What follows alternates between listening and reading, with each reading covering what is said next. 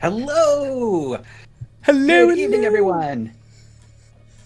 My name is iSnap Plastic, and I will be your Master of Ceremonies and Dungeon Master this evening. Tonight, I have the honor and privilege with playing with a couple Dungeon Masters, which in hindsight probably wasn't the best call. If you all want to go ahead and introduce yourselves, please. Who wants to start? I'll go first. I'm in the top left. It is I, the governor. You see me here sometimes doing tweet things. I can also be found on the TikToks.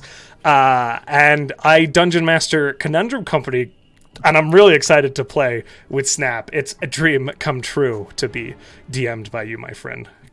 Commune, how about you? You're next in the order. Yeah, I was going to say I'm right next to you. Hi, I'm Alec, or Commune. I am on the TikTok as Commune DM, Instagram, Commune_podcast. I host a podcast where I interview Dungeon Masters, talk about all things D&D. We post new episodes every Friday, so yeah, come check it out. I'm happy to be here, and thanks for having me, Sam. Ivy, I think you're up next in the order. I am up next. Hi guys, I'm Ivy. I'm Gamer the Girl on TikTok, Instagram, wherever else you can find me. I play on Dice Cream Sandwich on a bi-weekly basis. I'm also on the committee for the 24-hour stream that some of the lovely players that are on Twee will be participating in, which is November 14th. And that's basically it. I'm playing a interesting character by the name of Ven. I'm excited. Ooh, spooky. And last but not least... Hello, I'm Macy, or Magnolia, or Magnolia.cosplay on TikTok. I know Snap, we have done a podcast together before. First time doing something like this, though. It's going to go super great. And I play Willow. She is going to be a Sorcerer Warlock. Very exciting. I'm so excited to play with you guys. This is going to be great. That's good. Excited. Mad hyped. But before we get to do that, I'm going to rattle off 800 billion announcements for you all, and then we'll do the actual D&D. Starting with, guys, our schedule for this week is jam-packed again because, we don't like sleeping. So, tomorrow, October 24th at 6 p.m. Eastern, we have Conundrum Company featuring our second appearance of our dear, wonderful guest and good friend at Sarah is Coffee, reprising her role as Dravosi, the cleric. It's very good, it's very cool, it's very spoopy. I'm not biased at all as the Dungeon Master. October 25th, we have Cosplayground. We're doing the Nightmare Before Halloween, which I will be Dungeon Mastering, and it will be featuring some amazing cosplayer, Pin Snip, Witchy, we've got Vicious Fockery, I think, is and the Dan Rudd. So some very cool players for that. They're going to be in full cosplay of some amazing Nightmare Before Christmas characters, and it is a romp. I guarantee you it's going to be a blast. On October 28th, Wednesday, we have Ever's Changing Arena. That's the second occurrence of Ever Changing Arena. This month's will be DM'd by at Sarah's Coffee, the wonderful Sarah. On the 30th, we have Buttons October one-shot. I don't think we have a name for that, so I wrote Buttons Spooktacular, and Button can deal with it. I love that. And then on October 31st, we're coming back around to more Conundrum Company, because that's a weekly show. More announcements. We have a shop. If you go down and click on the shop button, it will take you to our shop. There's a whole bunch of merch there. It's cool. It's neat. Buy things. We are still in the throes of our dice tray giveaway. And guys, who is this dice tray beautiful? You can get this almost exact dice tray with a green felt interior instead, same as the innkeepers have, by entering in our 8K giveaway. Guys, we are less than 100 followers away from 8K. If you get us to that number and do the things that are outlined in the Instagram, you win, or get a chance to win, that dice tray. So get in on that, guys. Get in on it. Check out our socials. Instagram, again, has the information on the dice tray giveaway. YouTube's got all the VODs. This will be up there soon. Our November charity was brought to us by our dear friend, Commune the DM, Alec, who's right here with us. It's October. What did I say? November. I meant October. I'm killing it. It is. I miss Parker. So this month's charity, brought to us by Commune for the month of October, is the NBCF, the National Breast Cancer Foundation. October is Breast Cancer Awareness Month, guys. NBCF was founded to fill in the gaps of cancer care, ensuring every woman has the access and information she needs to get through every step of her breast cancer journey. We really appreciate it if you guys go click on that big donate button and make a donation in your name, in our name, in whoever's name. Just making a donation is really what matters there.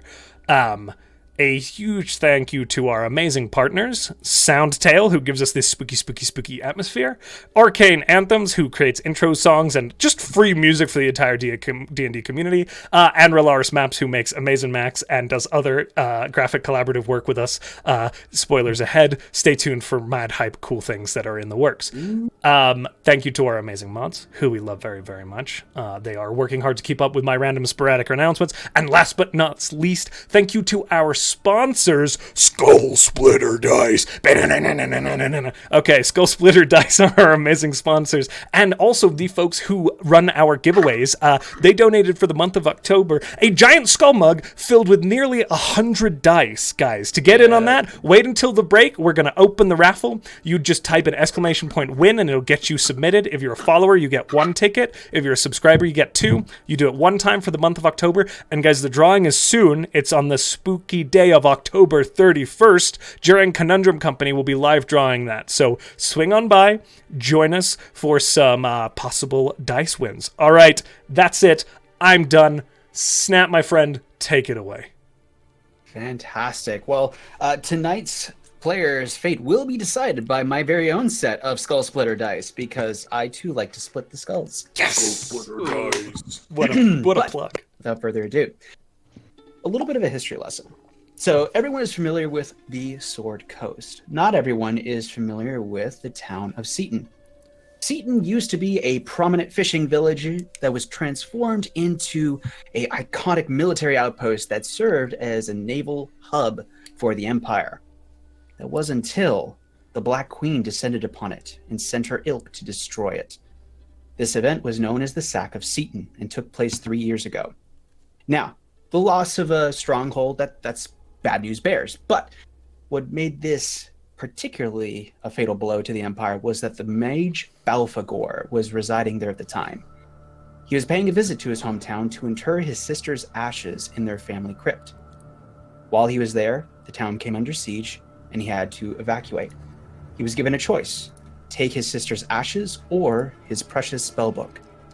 He chose his sister's ashes.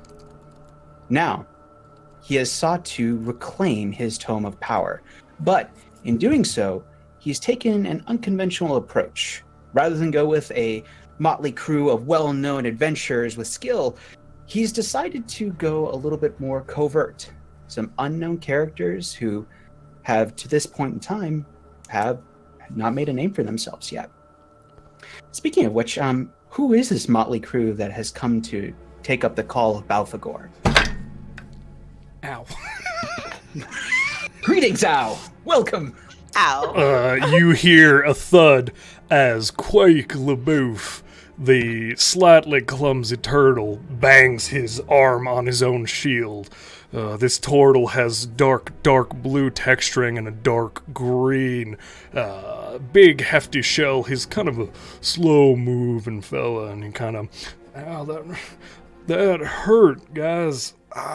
Sorry. Hello. And he looks at his Goliath companion.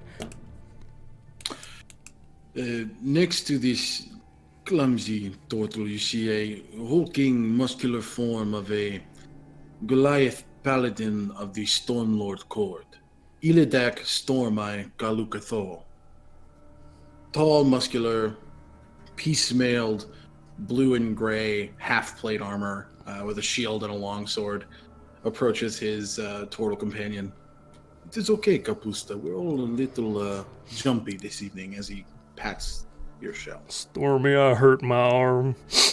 You're going to be okay. All right. Cast healing words. No, I'm kidding. Lay on hands. Already, God. In the background, kind of walking up to her companions is a red tiefling. She's dark-haired, red skin, black and red horns. You know, in a black leather kind of bodysuit almost, like you can't quite tell where the top ends. And she kind of shrugs. She's like, "You're already hurting yourself." I didn't mean to. I'm sorry. It's okay. It's okay. You just She looks get a little cookies. bit exasperated. This is Vivian. She goes by Vin.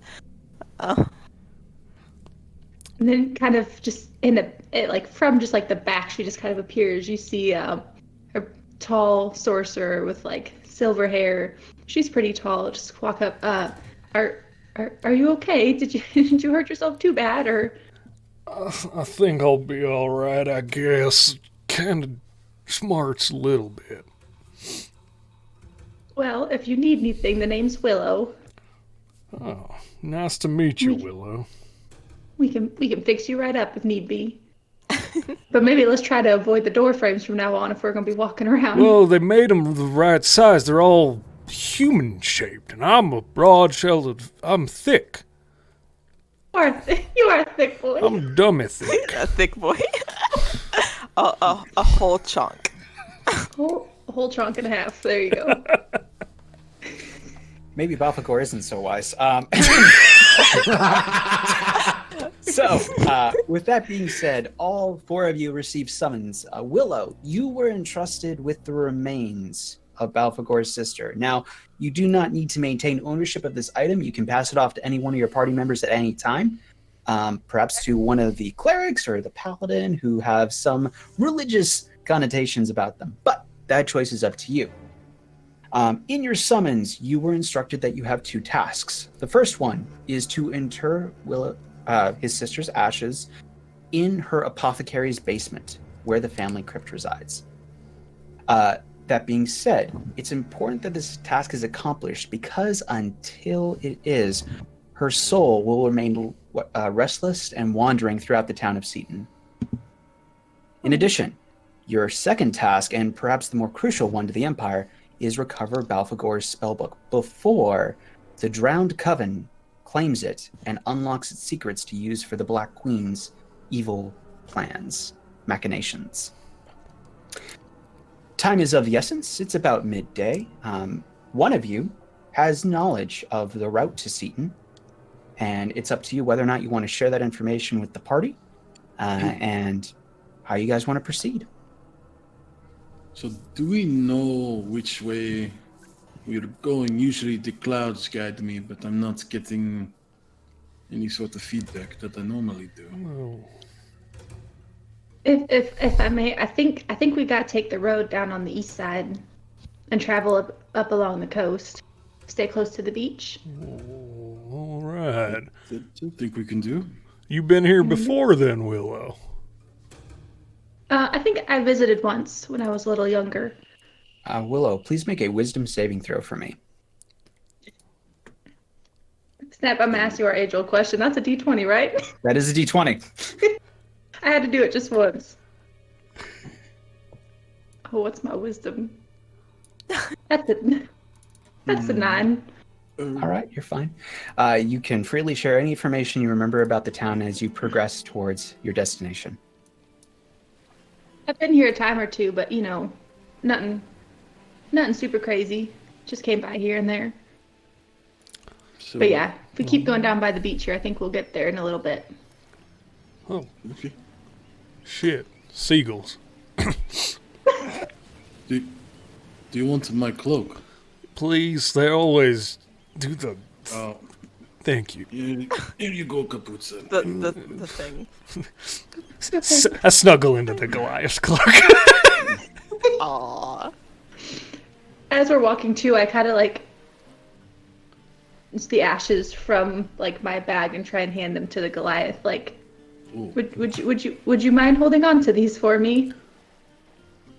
This would not be the first time I've been asked to hold it. Never mind, and I'll put it in my bag. What's that? Is that a jar of cookies? Nope. It is. No. I believe it is Snickerdoodles. our charge. I would not recommend eating those.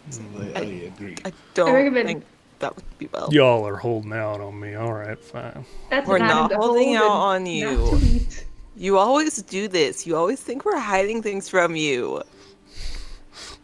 It's all right. It's Fine. okay. I didn't mean to upset you. I'm sorry. Hide under the Goliath's cloak a little more. I told you, as soon as we get back home, I will make you the most wonderful cabbage salad you've ever had. It is just reality. From under the cloak. All right. So as you all draw closer to where you know the town of Seaton is, Willow, like you say, it was about midday when you started your journey. It's growing uncharacteristically dark. Not pitch black, but it shouldn't be this dark this early in the day. It's also worth noting that any sound of wildlife, birds, crickets, is fallen completely silent. Even the seagulls.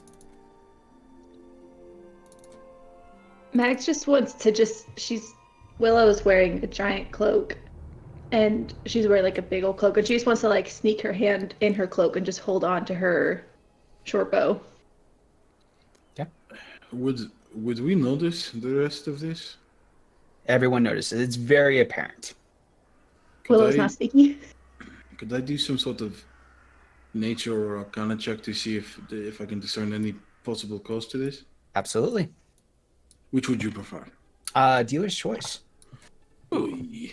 We'll do nature. 17. So, Illidic, you look skyward, and you hear, and only you, and see the rumbling of thunder and the crackling of lightning across the sky as the Storm Lord speaks to you. The nature of this darkness is definitely magical, and he worries for you because he's concerned that his power may not be able to protect you where you're going. It is unfortunate. I'm going to turn to the rest of the party. It seems that there's some sort of arcane cause to this darkness. Even the Stormlord doesn't know if he can protect me from now on. So we must watch each other's backs. Oh, well, shit. All right. I knew this wasn't going to be easy. At this point, I am going to draw my shield and longsword and just kind of... Hey, guys, come. Hold on. Good call.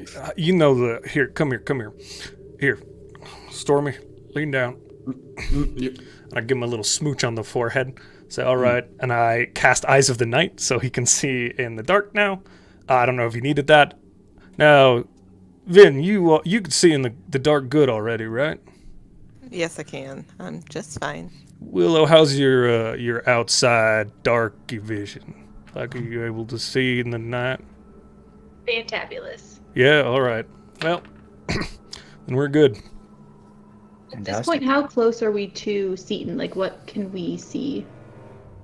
Actually, you are, as you walk along the beach, along the coastline, the grass around you begins to fall away, and the trees that were once lush are now skeletal in nature. As you crest over a hill, you see before you the town of Seaton, maybe about half a mile away. Between the town, which rests on a coastline, and the hill where you are, a dense fog covers the entire area and then leads right up to the town. Very thick, very soupy, very creepy, spoopy even. Spoopy. Oh, So this you are is now nice. within eyesight of the town of Seaton. Willow, do you recall on your previous visits? I know you said it wasn't much, but is this how it was? Is this? No, this is very new. This is freaking me out a little bit. How do we want to? No, this is uncomfy. This is definitely uncomfy. This is not great. No. Okay, Vivian's going to draw her rapier just as a protective and precautionary measure. Good call. Willow's crossbow now comes out from under her cloak, and now she's holding it as well, like a shot loaded. All right. Hello.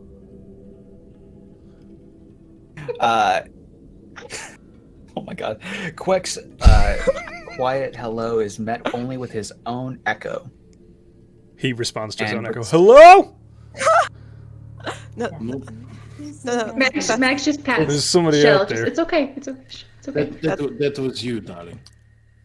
Magnolia, Whoops. or sorry, Willow, please make a history check for me. History? Okay. 15? Perfect. You recall from your last time here that there are two primary entrances to the town of Seaton. There's the main gate, the prominent one that everyone goes through. There's the back door, which lies along the southern road. And then there's a third entrance that wasn't always there and arrived by some rather explosive means. If you choose to share that with your party, please feel free to do so. So I think, okay, y'all come here real quick. I think if we choose to go around the southern side, around the northern side, I'm sorry, I think I might know we can get in and get around this fog. What do you guys think? Maybe we can try and get around it, because it's giving me spoopy vibes. It is giving me spooky vibes. I trust you. You've been here before. I after the Same. warning from the storm lord, I'm not super comfortable moving forward on this path. So Willow wants to try and lead the party with like her crossbow drawn towards like that. I'm pretty sure it's like the northern side where that hole was. The main gate? Mm-hmm. Oh, you want to go to the hole? The hole. No. Okay. We're going to the hole. So the hole will take you through the fog. Oh. Wait, now, which that one being doesn't take said- us through the fog? None of them. You have to go None? through the fog. Oh. It Can is encompassing. Willow wants to cast light on like a big, like it's like a rock. Okay. And like roll it down into the fog as far as she can to try and like brighten it up a little bit. For sure. So you lay hands on a rock or a boulder, easy enough, and then you push it down the hill like you see in the movies, and the snowball rolls and gets bigger and bigger. As the rock enters the fog doesn't behave like normal smoke, like you expect it to be very wispy. It's almost like sea foam. It's very thick. As the rock rolls through it, the foam kind of closes around it, and the rock no longer emits light. Light does nothing? Okay. That is not good. That's not a comforting reaction. I say we just move quick and move swift. Sounds like a good plan. So there doesn't seem to be any other option at this point. Illidak will kind of take the lead and shield forward. We'll just start marching. Okay. As you enter the fog, interestingly enough, based on what you saw with the rock, you expected to feel a sensation of maybe like stepping into sand or into like a cream pie or something like that. You weren't sure what you were expecting. But as you enter into the fog, almost as if magically, a bubble around you forms about 5 feet out, giving you 5 feet of vision in front of you. But it's not good vision. You're almost looking through murky water or dirty glasses. But you can see, and you're not suffering any ill effects from the fog. So just to be clear as well, because of Eyes of the Night, I can magically give the benefit of dark vision with no maximum range to any number of creatures. So is this magical darkness, or is this a different? This is different. This is almost like a physical obstruction versus a variation of light. Got it. Oh. It's almost like the DM got tired of dealing with dark vision. What? Hey, Stormy. Weird. Me out of here. Hold on. And I raise my mace this time, and I give him a little bop, and there's this weird twilight radiation, like that, just kind of poof into him. And now you have advantage on your next initiative roll. Oh, I appreciate it. I'm also, if I'm nearby, I'm gonna kind of nightly christen everybody and cast a bless on. So with bless, up to 3 creatures. You choose within range on their next attack roll or saving throw. They can add a D4, and that's for the next minute. So I'll the shoulder of Vin, the shoulder of Willow, and then I will give my turtle companion a little kiss on the forehead. Aww. So wholesome. I love it. Then just gross. All right. Does anyone else want to do any of those Hates it. preparations? How far are we as we enter the fog from the town? About half a mile. Half a mile? Okay, I just want to make sure. Not super far. Not super That's- close. Okay. How are you all progressing? Are you going to try and move as quickly as possible? Are you going to try and be stealthy? What is your preferred mode of transportation? I cannot be stealthy. I get hella disadvantage. So I am just going. If you guys don't mind, Willow wants to be at the back, like facing, so it's like someone facing forward, two in the middle, then a person like walking backwards, so they're facing the back of the party. Okay. Or like facing the fog back. She wants to be in that position. I'll stand in Just the back armed. with Willow and keep a hand on her shoulder, like reach back and have a hand on her, just so if anything does happen, I quickly can turn around. Now, are we in dim light? Even if it's magical, we are. It is a dimly lit, foggy, spoopy time. Cool. So, technically speaking, if I am in dim light or darkness, I can use a bonus action to magically give myself a flying speed equal to my walking speed until the end of my next turn. So you just see Quek kind of boop and float 30 feet, and then he'll hit the ground, and then he'll go up and float 30 feet and hit the ground, and he's just like following the party at normal walking speed, but he's floating the entire way. So what you're telling me is Quek has evolved into a Koopa. Yeah. Oh my goodness. Awesome. Just for visual sake, so we're in like this bubble. Is the fog over? Like it's almost like we're underwater. It's kind of how is the fog like over us, behind us, just surrounding Less like us, a bubble, basically? more like a hallway. So if you look Okay, straight up, okay. you can see the dimly lit sky. There's overcast, it's cloudy, and it's murky, and looks like it's about to rain, but no rainfall at all. As a matter of fact, the ground beneath you is bone dry. Okay. Can Mags, or I keep saying my name. I am not. Wow. Willow kind of, I don't know if the party sees this because they're not facing her, but Willow kind of like pokes in her cloak and her familiar pops out. And she wants her familiar to fly above the fog. Okay. It'll make her blind, but she wants to see through her pseudo-dragon's eyes to see what's above us. Vin does have a hand on you, so Yeah, I'll just that's kind of. why. That's the only reason I was comfortable I was doing like, that. oh. Vin are kind of you- like look back and be like, oh, okay, all right, I got you. So Just like- Willow, just are like, you wait a going minute. to are you going to alert the party that you're doing this, or are they just going to see this Yes. bat-like creature fly out from behind them? Willow. Okay, guys, so don't freak out. But I don't know if you guys noticed my cloak is kind of big. I have a dragon under here. Dragon where? Dragon in my cloak. It's okay. It's my Is that familiar. It's my What did you- familiar. what- Please, no. what- He's still in the cloak. Don't touch him. Oh, okay. No, he's just gonna. I'm gonna use my powers so that I could see what he sees if there's any danger above us or like around us. Ah, okay. It'll make me blind though. I can't see when I'm seeing what he's seeing, so just keep an eye on me. Got you. All right. So So make sure I got you. Quek's floating Willow- upside down about 15 feet up as a pseudo-dragon floats. Ah, Jesus! No, relax. It's not a real dragon. It's like Stormcaster for news station. You know, nothing to worry about. All right. Yeah, Scared You're me. fine, Kapusta. You're fine. Okay. You're fine. All It's right. okay. It's okay. It's okay. He won't hurt you. Willow, your pseudo-dragon ascends into the sky. Through its eyes, you see the town of Seaton still shrouded in that weird fog. You do notice, though, that if you were to think of Seaton as an oval, on the side of said oval closest to you, you see part of the wall of the fortress has been blown away. You also see some dim wisps of light within the town, almost like it's populated by something.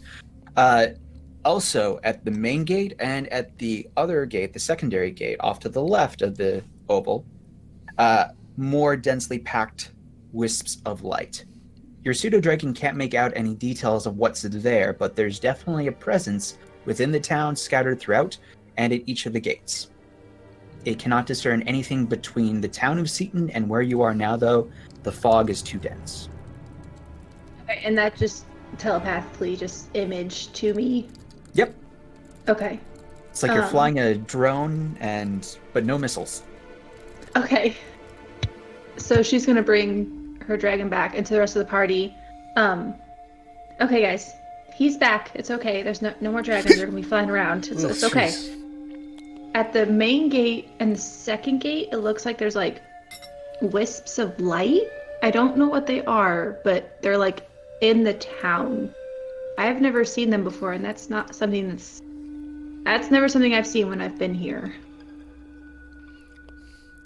But Huh. just we're coming on something. I just don't know what that something is. Hello? No, Kapusta, please. Just, Quack, interestingly enough, when you say hello, expecting an echo like before, there is none.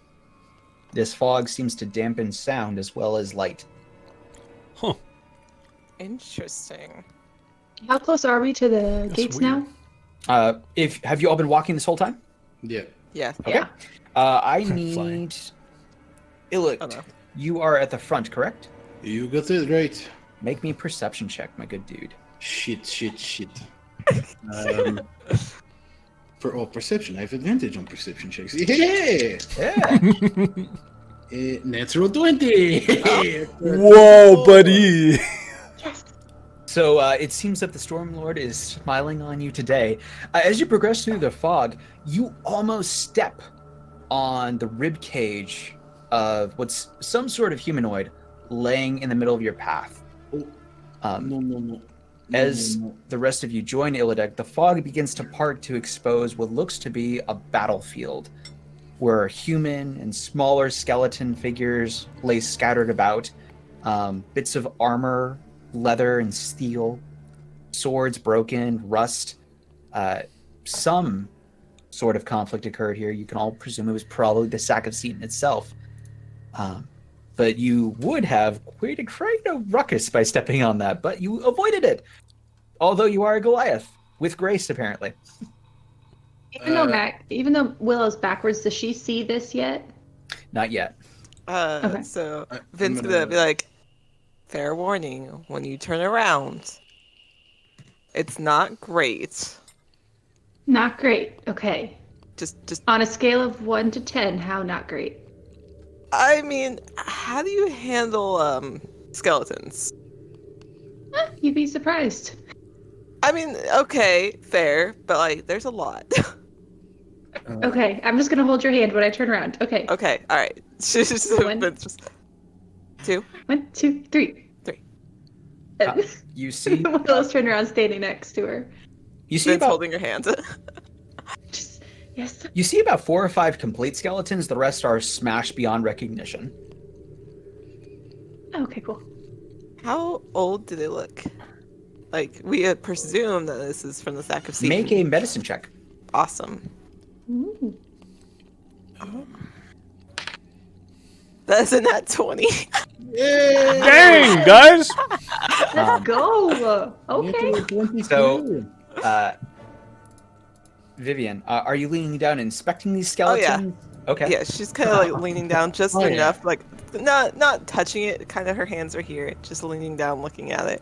Practicing social distancing. I like it. Yep, practicing social distancing with the skeletons. So, Vivian, you crouch down and you pick up don't pick up, but you notice that like some of the shattered bones, they seem fresher, younger. However, you also notice that the complete skeletons are much older. How large are the smaller skeletons? About the size of a child. Oh, that's concerning. If Ildek notices that, he's just going to Yeah, she's gonna try to be like, guys, and relay that to them. Oh, these are small, almost childlike.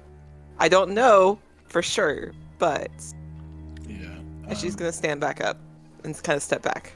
Illidak is just going to plant his blade into the ground and get on one knee, and in giant recite the tenets of chord.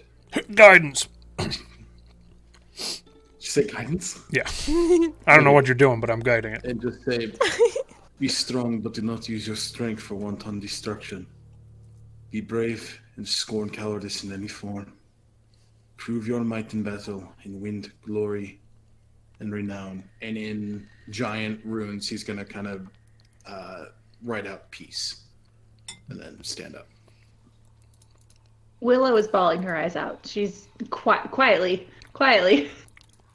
Tears. So, just so I'm clear, were you just laying these souls to rest? Yes. Very nice. Upon completion of your chant, Vivian, you notice that one of the skeletons, the older ones, looking on the ground, kind of still and motionless, the head quickly rotates and stares directly at you. Guys, I will need all of you to roll initiative as the 5 complete skeletons rise from the ground, brandishing short swords. Alec, you have advantage. No. Advantage. Thank you, buddy. Oh no. I'm I got- slow. I got This is that one good 19 roll. on initiative. All right. Come on, skeletons. I just gave you a nice send-off. They didn't have to be I got a brutal about it. 9. Okay. I rolled a 3, and my pseudo dragon also rolled a 9. It I gets got its own initiative. A 12 for me. Very nice. Alrighty, so as you see these skeletons begin to shamble up, I'm gonna let y'all go ahead and have first strike at them if you'd like. All right. They're not exactly I mean, fast. do you want me to just do the thing? You want me to... Remember, yes, but remember, you get a D4 to your first attack rolls. Okay, that's Good real advice. good to know, and then I turn undead. And a wave of purple radiant energy just blasts out of Queck, like these runes over his shells light up this purple color, and then just boof out from That is him. my boyfriend. That is my boyfriend. Can you read for me what Turn Undead does? So, let's see. It begins by, I believe they have to make a saving throw. Let me go back. Hold on. Sorry. Nice. I just love that. That's my boyfriend. Each undead that can see me or hear me within 30 feet must make a wisdom saving throw. If it fails that saving throw, it is turned for 1 minute. A turn creature must spend its turn trying to move as far away from me as possible, and it can't willingly move to a space within 30 feet of me. It also can't take reactions. Also, though, because I'm a higher level with Turn Undead, I get Destroy Undead. So, basically, any creature that is... What are we, level 7? Any creature that is CR 1/2 or lower is just immediately destroyed. So you see this turtle step forward, and as these purple shockwave of energy flies from him, the skeletons that were rising to meet you just like into powder. And if you're not careful, you may inhale dead people. Every time. Dang it. Every time, yeah, you do this a lot, don't you? Yeah, all those corpses we keep finding. Note We to need self, to go on the increase vacation. We need to go on a vacation someplace sunny. We need a and not break. right with undead. I agree. I only got one more of those in me for the day. Heads up. Sorry, Willow. I didn't mean to speak over you. Oh, no, it's okay. You guys when you guys go on your vacation, find a nicer beach than this one. I Seriously, think I need to. This sucks. it's gross. Are we... How close are we to the town You're now? about halfway there. Okay. So you are now beginning to, as you approach the walls, they begin to loom higher and higher. And you see where the walls there's a V cut into it. You presume that is where the hole in the wall is that you're trying to gain entrance to. Are you keeping the same marching order? Yay, I think so. Yeah, I believe any so. reason to change it? Okay. Yeah. And as we approach, can I go ahead and use my paladin feature, Divine Sense? So as an action, you can detect good and evil. Till the end of your next turn, you can sense anything affected by the Hollow spell, or know the location of any celestial fiend undead within 60 feet that is not behind total cover. Okay. So I'm gonna go ahead and do that. What do I get? You get blips all around you for undead. Oh, fuck. Oh. I don't got a lot of those turn undeads. I'm gonna look back at my total companion. Do you have a metric hecton loads more of those? I got one more. I've got a tiny hut we can sleep in, and then I can do 2 more. But I know time is of the essence. Time is, yeah. Snakes. Illidic, do me a favor. Since you did cast your turn undead, please make an Arcana check for me. Or sorry, not turn undead, but The Detect divine evil. sense. yeah. You said an Arcana check? Yes, please. Yeah, that is a 21. Based on what you were able to discern from your ability, all the undead are laying down on the job. It's safe to assume that unless they are activated by you being in their presence or stepping on them or inspecting them, you get the sense that they're not going to bother you. They still are present and they are undead, but they're almost behaving like landmines. If they're not tampered with, you should be safe. I'll turn back. It seems that these skeletons of sloth, they will not do anything unless we bother them or approach them in any way. So as long as we're careful, we should be able to cross this undead minefield pretty unscathed. They're going to explode? Probably. Shit. all right, I'll be- Actually, at that Wrong. word, Oh, Willow, I need you to make a wisdom saving throw. Trip. Oh no, did I just use a trigger word? I was gonna say, but I Oh no. thought as a 5. That's As you say the word explode, Willow, Oh god. you get a flashback to the Sack of Seton, where the initial siege was taking place, and a large demonic toad was bounding towards the wall, belly flopping onto it and exploding that section of wall, killing several of the townspeople. And what's interesting about this fog is it's playing out right in front of you with high-def surround sound. I did not want to see this in 4K. I see this too, or is it just? Everyone sees this. Oh. Okay. Oh. Okay, so I might have goofed a little bit when I said I hadn't been here before. It's not something I want to remember though, you guys. I think Yes. our best course of action is to get on top of the wall where you saw that beautiful toad. The frog? Oh, the frog, yeah, the really, really big one. If we get on top, Mags, what? My name. Willow. Boy, that vision really got to you, huh, Willow? I would say. It You're did. speaking different Whoa. names. That is strange. Willow is just like almost up against the wall, like catching herself, like out of breath, pale as a ghost. But I think we should try and climb up the debris onto the top of the wall, because I know I said I hadn't been here, but the wall goes all the way around, and we can just walk that and avoid all the undead. Oh, all right. Oh, okay. Now, correct me if I'm wrong, but that wall did the whole. Okay. Vince Is the gonna be debris like, enough? No, you're good. Vin's just gonna be like, "Are you okay? Like, you're awful pale." I'm okay. I just need to catch my breath for a second. I'll explain it all to you guys later, though, I promise. I was going to say, maybe amongst the sea of undead, honesty is a good ally to have. Hmm. Just a tear. Oh. just one tear. I'll just walk forward and just kind of...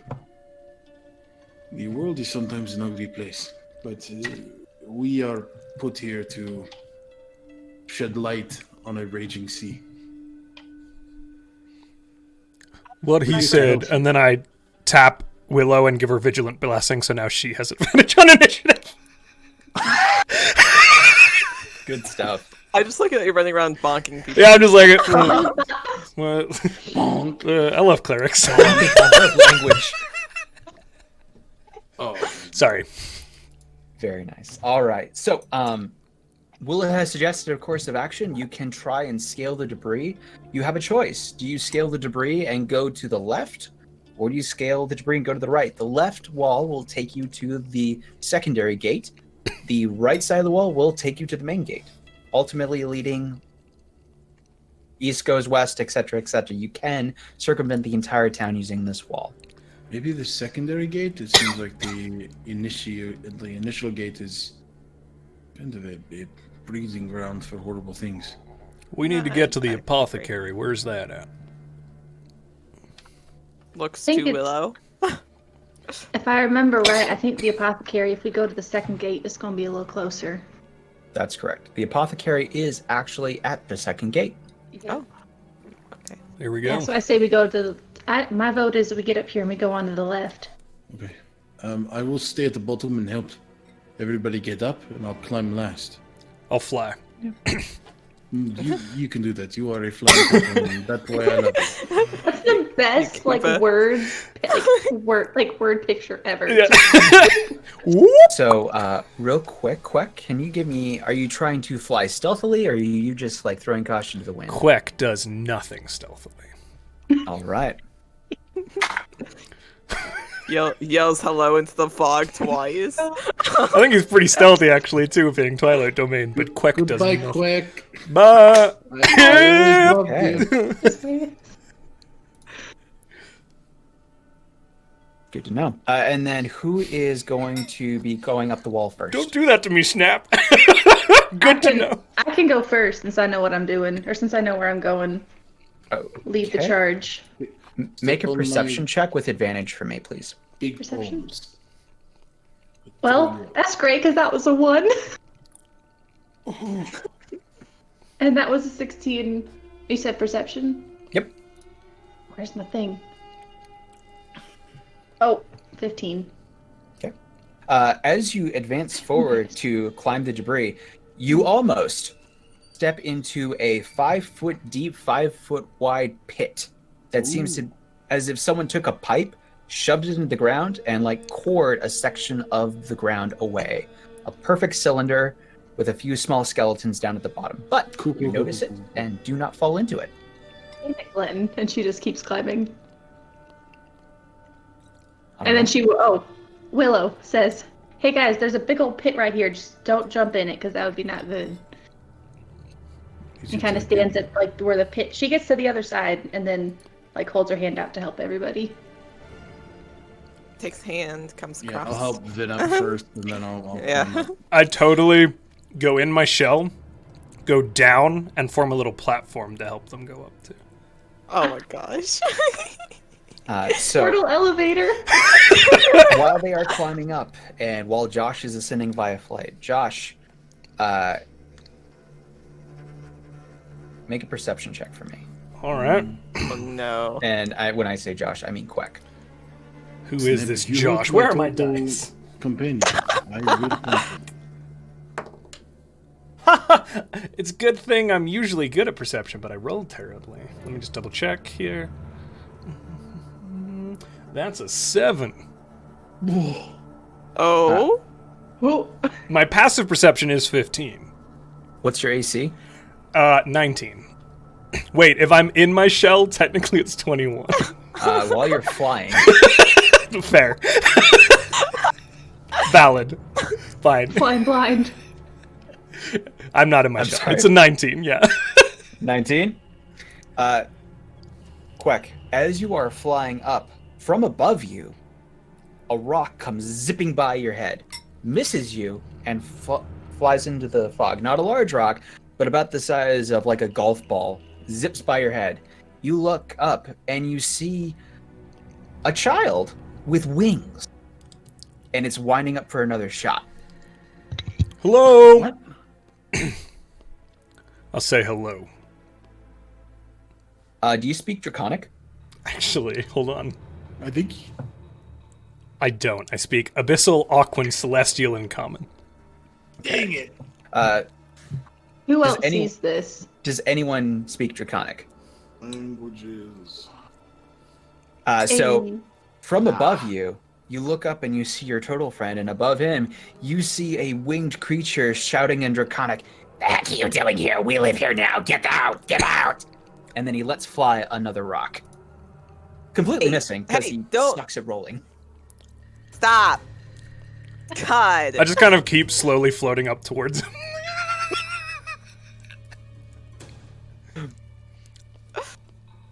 Can I see these little creatures? There's only one. You totally do see it. It's I'm gonna not being I'm stealthy just or gonna trying to hide. raise my sword up, touch my capusta, and reap the consequences. You understand? No, those are really big words. I'm gonna cast No, I'm not. Never mind. Just making my warning known. Right, he's gonna let fly another rock and miss. Is he within 30 feet of Willow? She wants to cast Charm Person on the little flying mean child. Yeah. All right, go ahead. Hang on. Okay. Oh, he just has to. She just has to make a wisdom saving throw. What's I don't the think I have DC? to roll for it. 14? Doesn't matter. He rolled a 1, and he's got -2. This guy sucks. Not great. Not Hey, great. my friend, what you doing up there, buddy?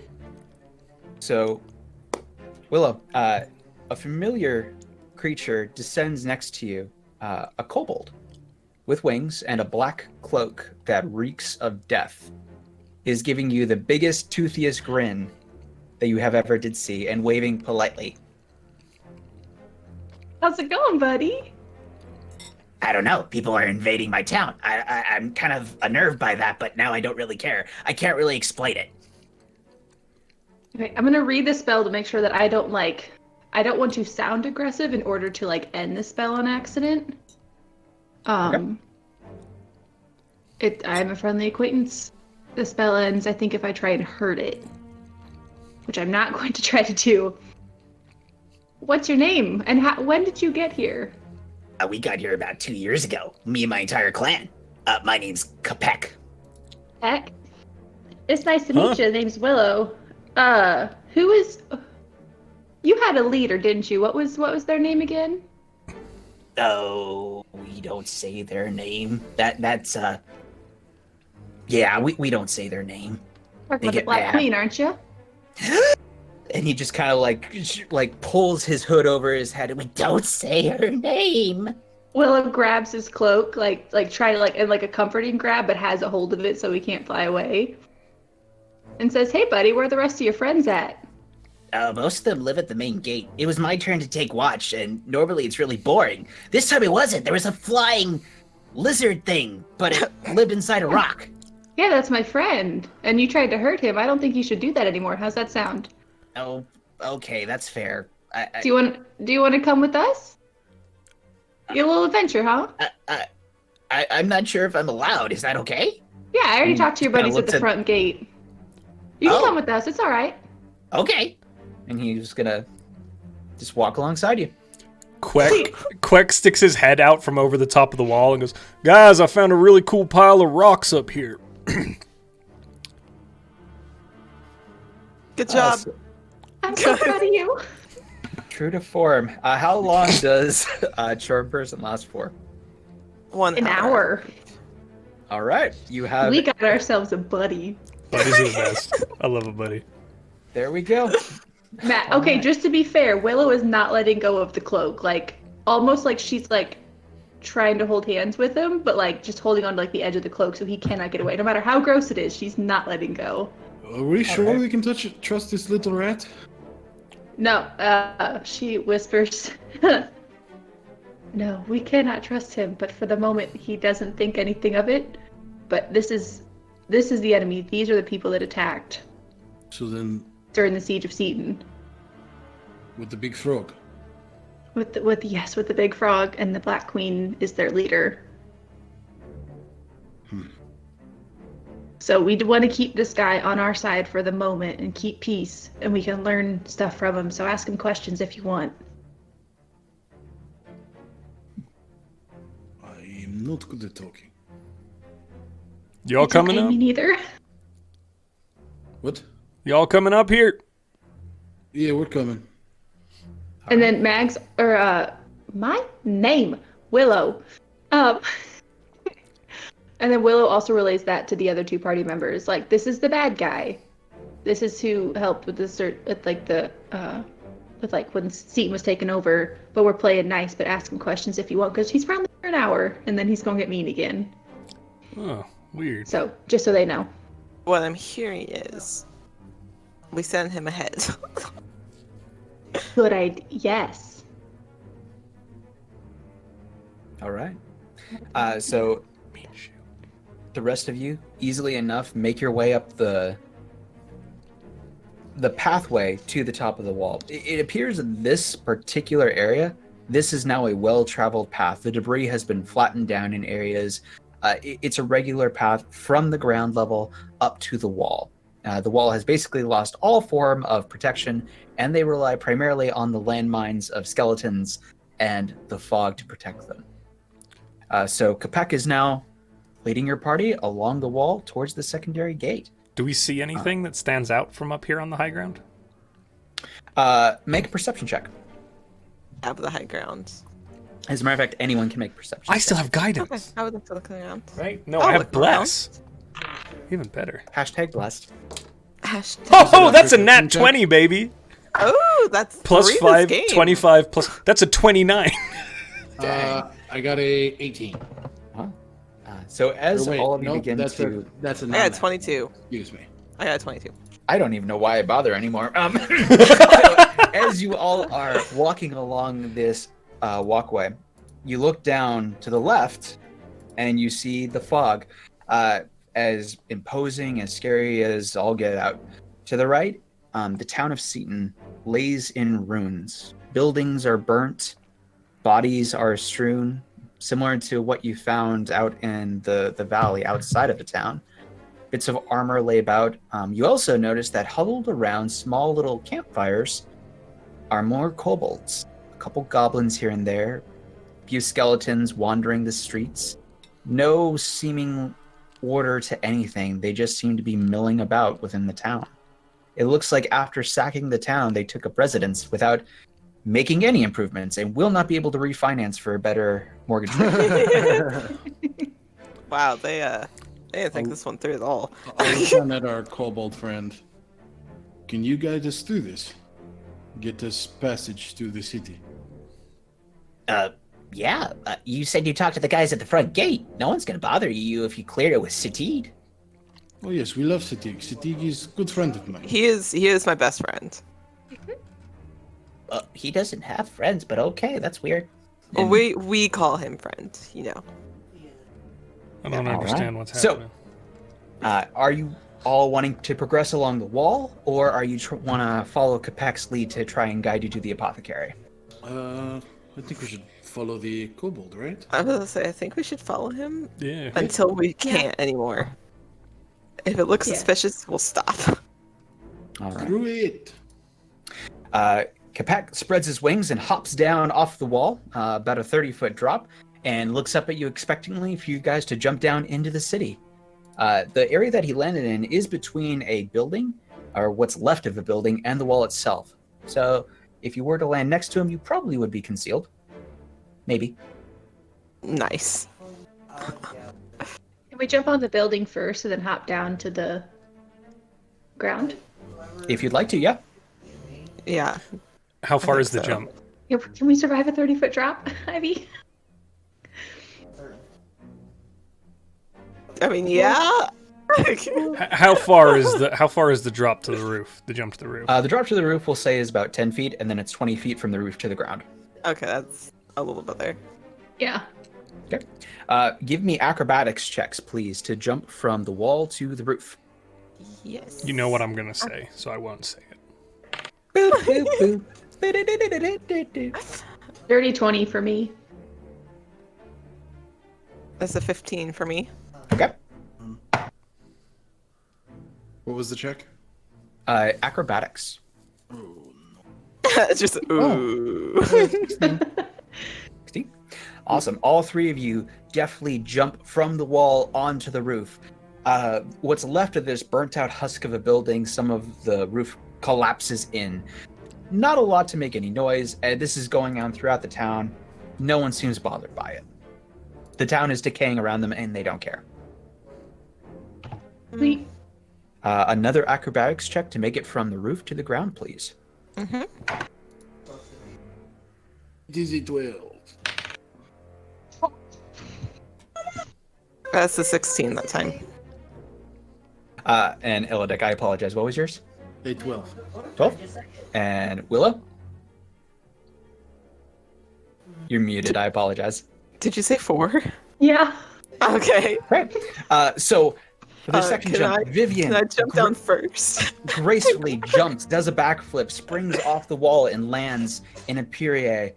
At which point, Illidic and Willow both leap, attempting to mimic, and fall face first. If you could each take 1d6 fall damage from me, please.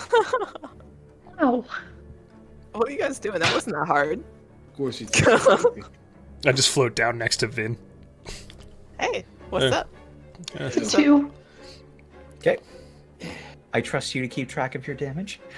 You are now all safely inside the town of Seaton and on the ground again. Yay! I'm gonna I land help- hands I on help myself Willow up. and then Willow, Yeah. Right. and just put us back to full. Thank you, thank you. Good person. You're welcome. That's my boo. All right. Capek begins to lead you along the outer wall towards the secondary gate. It's a pretty short journey. As you pass, you hear conversation in Draconic and Common.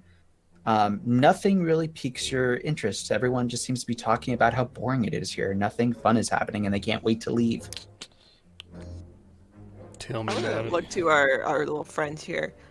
Why are you guys still here? I mean, aren't there other places to live?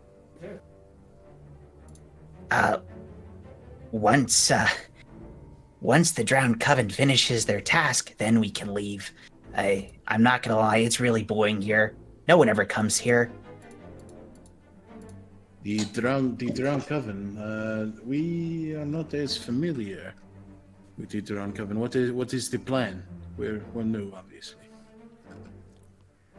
The one that I report to, Drooling Genie, she and Seaton lead us, the Black Cloaks. She's in charge of making sure that we all stand in line. But her sister and her mom, they make up the Drowned Coven. It's their responsibility to, apparently they found a really powerful book, and they're trying to get it open. But, that's all I know. And where are they at? We just wanted to check in and make sure everything was good to go with the plan. I think they're down in the sewers. Sewers. Is it near the Nice. apothecary by chance? He points down, and he's like, No, they're underneath us. I'm gonna look to Willow. There. That's where sewers normally are. There. Are you guys still using the wells to get down to the sewers? Yeah, that's the only way to get down. They caved in the entryway at the beach. That's an awful lot of information you got there, Willow. Trust me, guys. I'll explain all this as soon as we have a minute. When we get down in the sewers and we're alone, I can explain. Let's just get out of sight from them. Which well are you guys still using? Now we're using the one over by the stable. That's right. Okay. How far away are we from the stables? it's on the opposite end of the town. Of course it is. There was another well closer to where we were, wasn't there? In the That center we- of town, yes. That we collapsed. It wasn't collapsed. It was boarded up at the time. You don't know what's going on with that well now, though. Are we within earshot of anybody? You are approaching the apothecary, and it's just general conversation. You actually are right outside the town jail. Is there anybody in the jail? Nope. Not here. Okay. Hey, Kipik, we're gonna stop in the jail real quick. Do you want to wait outside for us? Okay. Sure. And he just sits down and begins playing with some rocks and throwing them at the wall. Oh, look, You- if you stay nice and quiet, I'll give you a gold piece. And his eyes just go big, oh, go, oh. And So- he clamps his mouth shut with his hands. He's kind of like Alligator Bill, and just oh. Nice and quiet and don't move. You'll get the whole gold piece. Hey, do you three want to follow me in here and I'll explain everything that I know? Yeah, please. Okay. That would be Okay. lovely. Okay, so I take them inside. I was trying to think the best time to do this. Okay. Okay. Are you proceeding stealthily, or are you guys throwing caution to the wind? Oh, very Oh, smart. I'm being super stealthy. Make Super stealth stealthy. checks for me. Yes. I'm gonna attempt. That's a 19 plus 5. I'll say,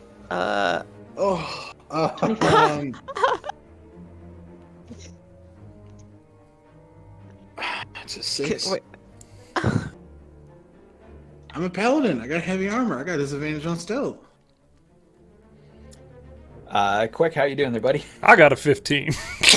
I got a 25. God damn it. So 3 of you nimbly and sneakily progress towards the entrance of the jail.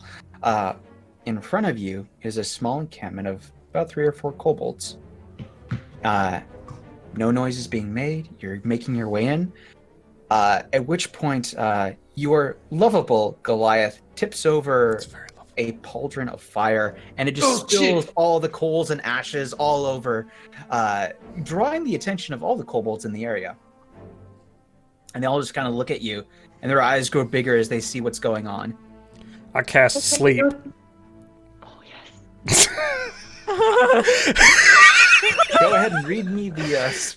Okay, so I'm going to roll 5d8. The total is how many hit points of creatures this spell can affect. The creatures within 20 feet of a point I cast, so I'm getting it right into the center of all of them. Nice. Basically are affected ascending in order of their current hit points. If I deplete their maximum hit points within the spell's total, they fall asleep, then moving on to the next one. Okay, so I'm going to roll the dice, and then I'll tell you how much. Total. Fantastic. We should get a bunch of dice. Keep in mind, there's still time to enter in to get your dice tray, as well as tonight's sponsor, Skull Splitter Dice. Speaking of dice, Skull Skull Splitter Splitter Dice. Plug, always plug. And if you have not, consider subscribing to Welcome In, because these guys are wonderful. Oh. Let's do that. Just do it. Just do it. It's great. Don't question it, just do it. Just don't question it. Don't think about it. A total of 25 hit points worth of sleep. All 5 of these like little kobolds that are just kind of like, just like nod off into like their soup, into like whatever they were messing around with. You are now undiscovered yet again. I'm gonna turn around to Quack. This is why I love you. I got you, baby. You're good. All right, you all progress swiftly into the jail cell. So, your face hurt? I fell on bed of fire. Yes. Are you okay? Yeah, you getting hurt? You good, buddy? I'm fine. Willow just like wipes a few like ashes off his face. It's okay. It's okay. Vin is gonna turn to Willow, and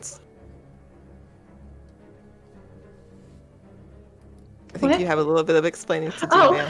You remember why we came in here earlier? The whole thing. The whole Oh, thing of why we don't came wake in up here. the and not doing kobolds. fine. You genuinely confused me and my character at the same time. Willow, you've got some explaining to Thing do. to do. Jesus. I'm sorry.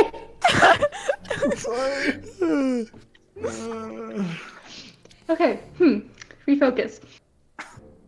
So, in case y'all hadn't noticed, my name keeps slipping. My name's actually Magnolia, but I go by Willow now because the Deep Coven is actually still looking for me.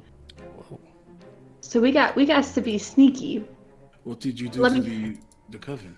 Let me start at the beginning. So me and my friends were hired to bring in some mining supplies from a nearby town into Seaton. And while we were here, the Black Cloaks, which are the kobolds that are running around acting all spoopy, they're employed by the Black Coven to raid Seaton. I don't remember why they were trying to get in Seaton. My memory isn't as good as it used to be. But all my friends died, and everyone in the town died because we failed. So it's not something I love to think about, but basically the sister and the daughter of, like, what's this, the mom and her 2 daughters. One of the daughters, I guess, is what that kobold said, was like keeping an eye on operations here. But their mom is called the Black Queen, and I guess she's the one that wanted her hands on this spell book, maybe? So we're just gonna have to be real careful, because these people aren't people you want to mess with. I mean, they killed all my friends, and not to brag, but like, we weren't anything to laugh at the time. I've done some training since then, though. but she's still really scary. She runs around naked and she's covered in seaweed. She's kind of gross. She kidnapped me at one point, and I was stuck on a raft. And then me and a kobold, I made a friend, and we were having a throwing contest to see how far we could throw kelp off the... That was weird. But yeah, these people don't belong here. Well, that story had it all. We don't have time to unpack all of that. No. I'm sorry about your friends, Willow. That ain't very nice. No, it wasn't real nice, but it's been a while. I think I'm doing better. But that big hole in the wall, what looked like somebody just kind of scooped out the dirt, that was my friend Glenn. He didn't know what his spell did. He was just learning too, so it's still happy sometimes, you know. But I'm gonna walk up to Willow. Something that took me the longest to learn from the Storm Lord is that the most beautiful fields are forged in the most dire of storms. This is your storm. We'll move through it together and help you. just another tear, and Magnolia puts her hand on his shoulder and says, "Thank you for that." Vin kind of shrugs a little, and in a very gentle motion, just kind of wipes the tear away. Oh my goodness. Quack floats. It's okay. Quack floats upside down. Vin's like, "We'll get through this." Perfect. Okay, We're gonna you get guys through des- this. you guys deserve to know what's going on, but what we're about to face out there, if we run into one of those sisters, they're not anything to laugh at. And their mom's even worse, but I don't even know where she is. But the tunnel that they said that collapsed to the beach, that was their escape route, and we destroyed it. So I'm thinking that the well in the middle of town, we boarded it up when they sieged in the beginning to keep them from sneaking in the middle of the town. But if it's not completely closed, we can unboard it. That's going to be our fastest way to the sewers. All right. Let's get moving. Apothecary, well, kick some crazy witch lady's behind. Let's go. So, are the people that you put to sleep by the well? No, they're in this building with No, us. they're Just scattered around us. They're right outside the jail cell. It looks like this is probably where they were staying, but they were having a cookout at the time that you ambushed them. Is it weird that this place is kind of adorable? They just sleep? Actually, They we are should kinda probably like- go because they're going to wake up any second now. Okay. Let's go. Yeah, we- Magnolia pulls one's head like out of the soup so it doesn't just drown while it's sleeping. It just kind of extend out. Nice. As they Let's leave, go. I put it back in the stoop just to make. oh! I'm kidding. We can't forget our friend. All right, Kip it. Come on, let's go. All right. So as you exit out of the jail cell, to the left of you, about 5 feet away, is the back wall of the apothecary. To the right of you is the entire rest of the town of Seaton. Dimly lit, shrouded in all kinds of nastiness. So we're on the back side of the apothecary. Mhm. I'm gonna turn to my party, and so, do you want me to sneak around the front?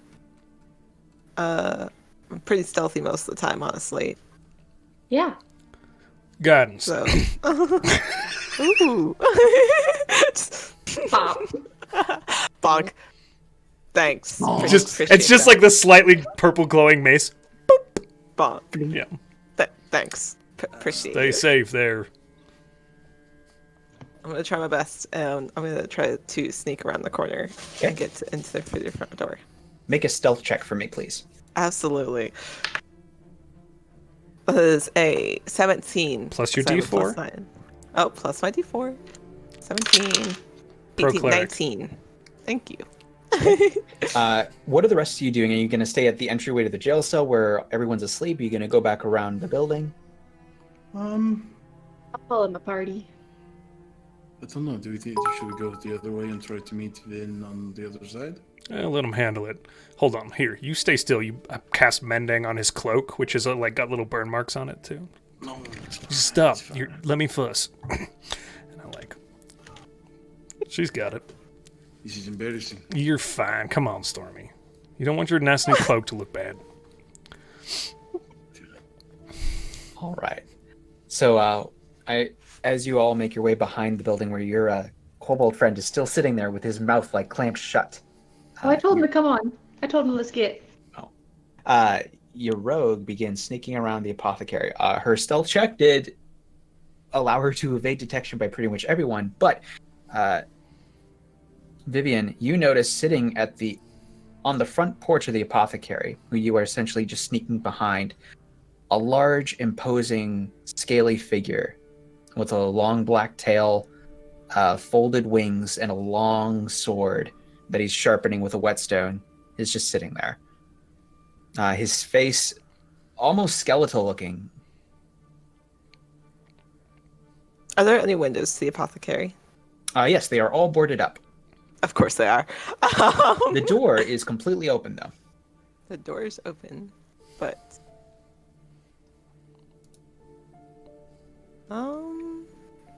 let's see here.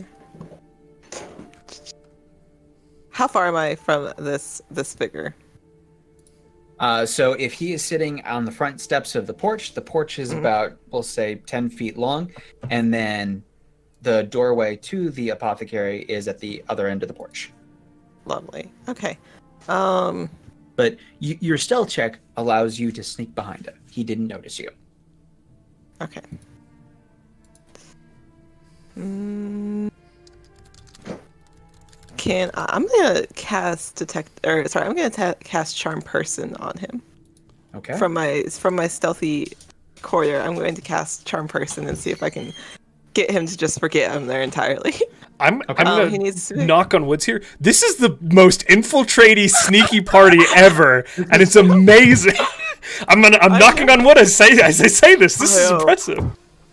All right, so yeah, I'm gonna cast Charm Person, and he needs to make a Wisdom saving throw. What's the DC? 14. DC is 47. So, I don't like that. 19. Oh. So, Vivian, as you begin to weave your spell, he just kind of like looks up, staring out into the distance.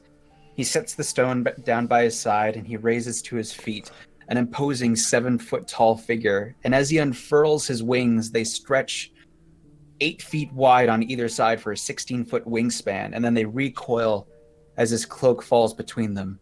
He sheathes his sword very calmly and turns around and just looks you dead in the eyes with his yellow slit pupils. And he leans down on one knee, almost like you would a child, and just looks at you in the eyes and says, You most certainly do not belong here, little one. Scary, scaly.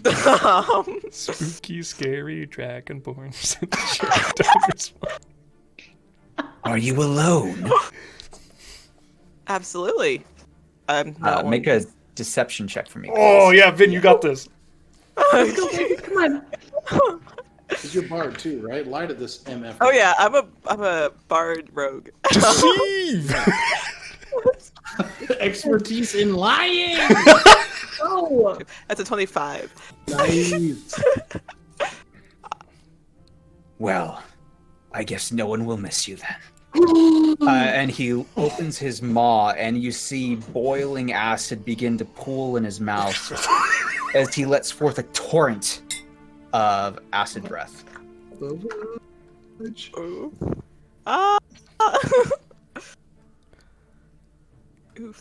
need to make a DC 15 dexterity saving throw for me, please. Dexterity? Sure. Please tell me you have uncanny. That's what I was... Still be happy. Okay, let's see. Dex. You got this. You got this. I believe in you, Vin. First death of the party is gonna be Ben trying to be stealthy. No.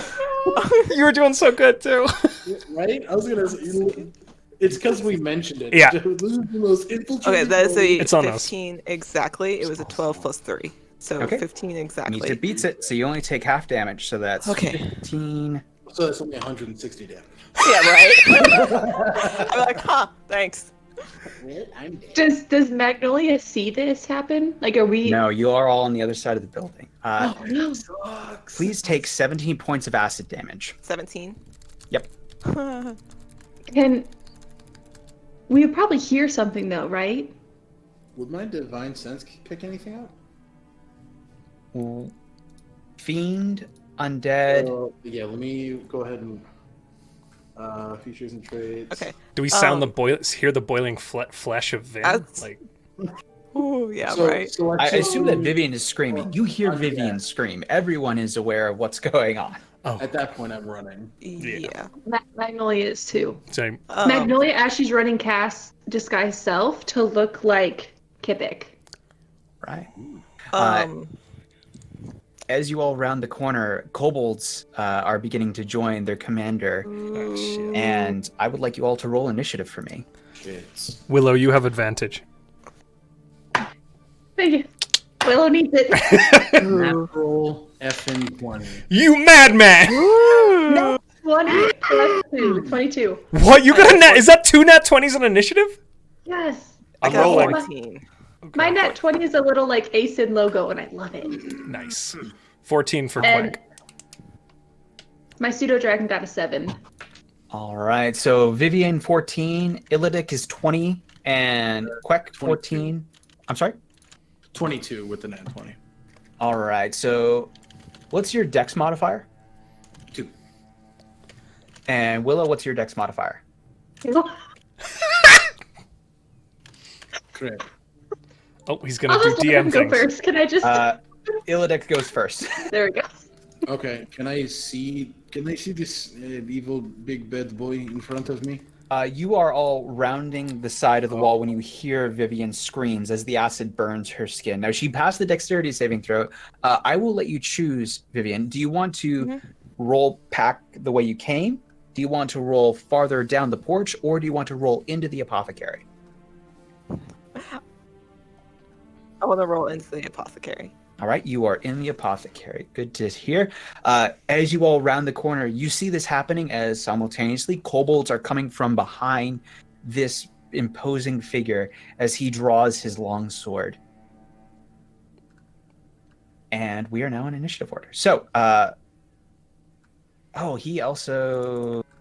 What's his dex? Nope, you guys go before him. What? He rolled a nat 22? Oh my god. I use D&D Beyond's auto-roll initiative tracker. That's so good. That was a really good bit. That was That's really good. wild. All right, so top of the round, Illidic. All right, I'm gonna look at him and I'm gonna pull my longsword up. I'm gonna use one of my channel divinity to do Vow of Enmity. Nice. So I use my bonus action on this creature within. Oh, is he within 10 feet of me? Mhm. Okay, so then I gain advantage on attack rolls against him for a minute until he drops to 0 HP or falls unconscious. And then I'm gonna burn a spell slot for Thunderous Smite. All right, Ooh. make your attack, sir. Okay. So did you say thunder? Thunderous. Hell Thunder. yeah. So that is a 27. That hits. Okay. So then there's a D8 plus 2D6. Oh, D6 and D6. Okay, so that is 9 slashing damage plus 9 thunder damage, and he must succeed on a strength saving throw, which is DC 14. Natural 20. Okay, so he is not pushed. He is not pushed back 10 feet, and I'm scared. Same. And that'll be it. for me. All right. Ah! Extra attack. Never mind. I remember I had that feature. Paladins. Paladins. Okay. 18, 19, 20, 21, 22, 23, 24, 26. That hits. Okay, that's just the normal longsword go. 4, 5, 6, 7, 8, 9. No 9 slashing.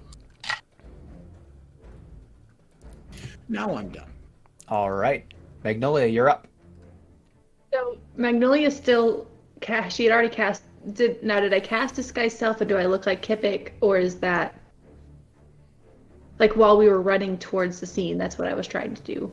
We'll say that is what you were doing as you were running towards the scene. So you cast the spell as an action, and now you are in view, and now you are in combat.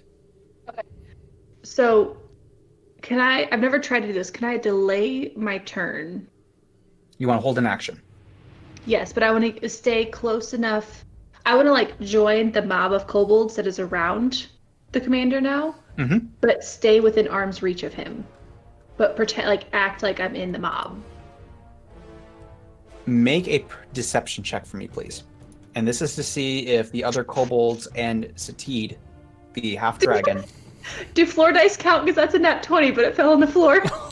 Oh, with the number of nat 20s that have been rolled this evening, I'm saying no. It has to be on the table. Oh, that's fair. That's fair. I need to go get it. Hang on. That would be 5 in this combat alone. I don't know how that's happening. Okay. Absolutely I bonkers. trusted the calculator. It said that these were deadly encounters. It lies. I'm making enough room that it will not go off the table again. Okay, 16 plus. You said deception? Yep. 16 plus 6. Oh, So 22. You have. I can't do math in my head. You have successfully joined the mob, and they are none the wiser. Yeah. Okay, and then how? Okay, so if I want to jump in with an action, how do I do that just so I don't mess it up? So what is the action you want to hold? Like, do you want to hold an attack? Do you want to hold a spell? Because the way that hold action works is you say, when this happens, I do this. Okay, so when he goes to move or if he goes to fly, I want to have Shocking Grasp ready. Because then it will, he doesn't get to take a reaction until the start of his next turn. Okay. Sounds good. So if he tries to fly away or if he tries to move, you want to ready Shocking Grasp. Yeah. Okay. Works. Just so you know, as soon as you cast Shocking Grasp, everyone around you is going to know that something's up. Yeah, that's fair. All right. Cool. I just need Next to up get close. is Quack. How close am I to this big scaly fella? I'm going to say that you are at the end of the porch, so you got about 10 feet before you're at Scaly Boy. Yep. Weep. Next to him. And I go, Okay. ha, quack, and inflict wounds him. And I'll do that at first level. Rolling to hit. Ugh, that's bad. 8, 9, 10. That's an 11. Okay. Does it hit? No. Okay. Let's see. That's my spell. That's an action spell. Wait, what is the, Okay, that's an action too. Let me just double check everything. I'm sorry, guys. I'm learning a new character. You're good. No, that's fine. That's what one-shots are for, learning new characters. As a matter of fact, if you're interested in learning how to play D&D, the Welcome Inn hosts regular shows throughout the week that you can enjoy all the dulcet tones of various people talking and making laughter and jubilation. Not tonight, no. Tonight is not fun because you're all killing my monsters. Sorry, buddy. That's my turn. burned me. What are you talking about? He melted you? There is a key distinction. This is a black half-dragon. Quack is just standing Why? next to this half dragon here. That's All right. The half-dragon is going to lift his longsword in the air and say, finally, a challenge. And he's going to take shots that will be fired at Mr. Quack. Hey, whoa. No. Ah! No. Shield of Omens, give me sight. Beyond sight, I'm going to impose disadvantage on that attack against my honey. Is that a reaction? That is a reaction. Ah, Did you just say give me sight beyond sight? I did. I love you. that was the rule that the DM imposed on the player for taking that item. That's Yeah, so good. reaction is for That's that is so for good. my protection while wielding a shield, and a creature you can see attacks a target within 5 feet of you, which I'm right up next to him, so Quack would be right up by me. I can Yep. impose disadvantage on the attack roll. Boom, boom, boom. All right. Quack, what is your armor class? It's high. It's a 19. That's All right, cool. Also, I need to roll. Yes, he gets his acid breath back. Oh, no. Oh. We're pretty clumped up. He rolled 2 20s. That's cool. That's fine. That's, Excuse? you know, it's whatever. It's cool. It's good. And second attack, oh, An 18 and a 19. Not 20s, but still pretty good. 18 doesn't beat it. Oh, thank God. All right, so one of them hits. So that's, it's +5 to hit. So, no, those definitely hit. I Oh, apologize. oh my God. Sincerely. You rolled insanely. Good man. Good man. It has to happen on my end of the game one time. I'm happy to be hit. Hit me. Leave our rogue alone. All right, me. so you're going to take 9 from the say, first slash and then another 8 from the second slash. What was that total? I'm sorry, 8 and 9? 9 plus 8, so 17 damage of slashing damage total. Ow. Door frame hurt more, but this is not good either. Alrighty, and that's the half-dragon's turn. Vivian, you're up. You are now inside of the apothecary while this commotion and destruction is going on outside. Okay. Let's see here.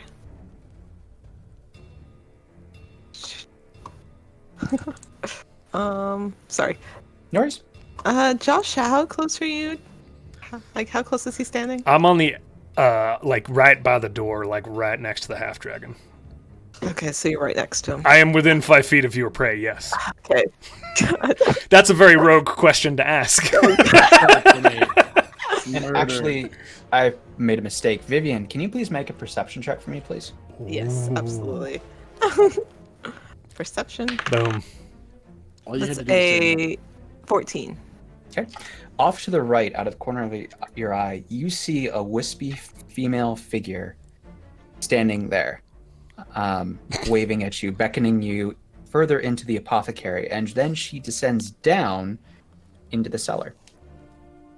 Ghosts. Stress. I'm stressed. panic and stress. Ghosts. Panic and stress. Isn't it the best? Sound of a heart exploding inside Okay. your chest. I want to turn around out the door and point at this dragon that has painfully damaged me and cast Hellish Rebuke. Alrighty. Get the hell out of here. You need to make a dexterity saving throw of 14. Or take half. Made it. Okay. This Alright, guy is so you take beefy. half damage. Hold on. He He's a chunky boy. is a chunky I thought boy. I was the Alright. thick boy. Look at this. I was gonna say, you're thick with 2 C's. He's thick with Okay. 8.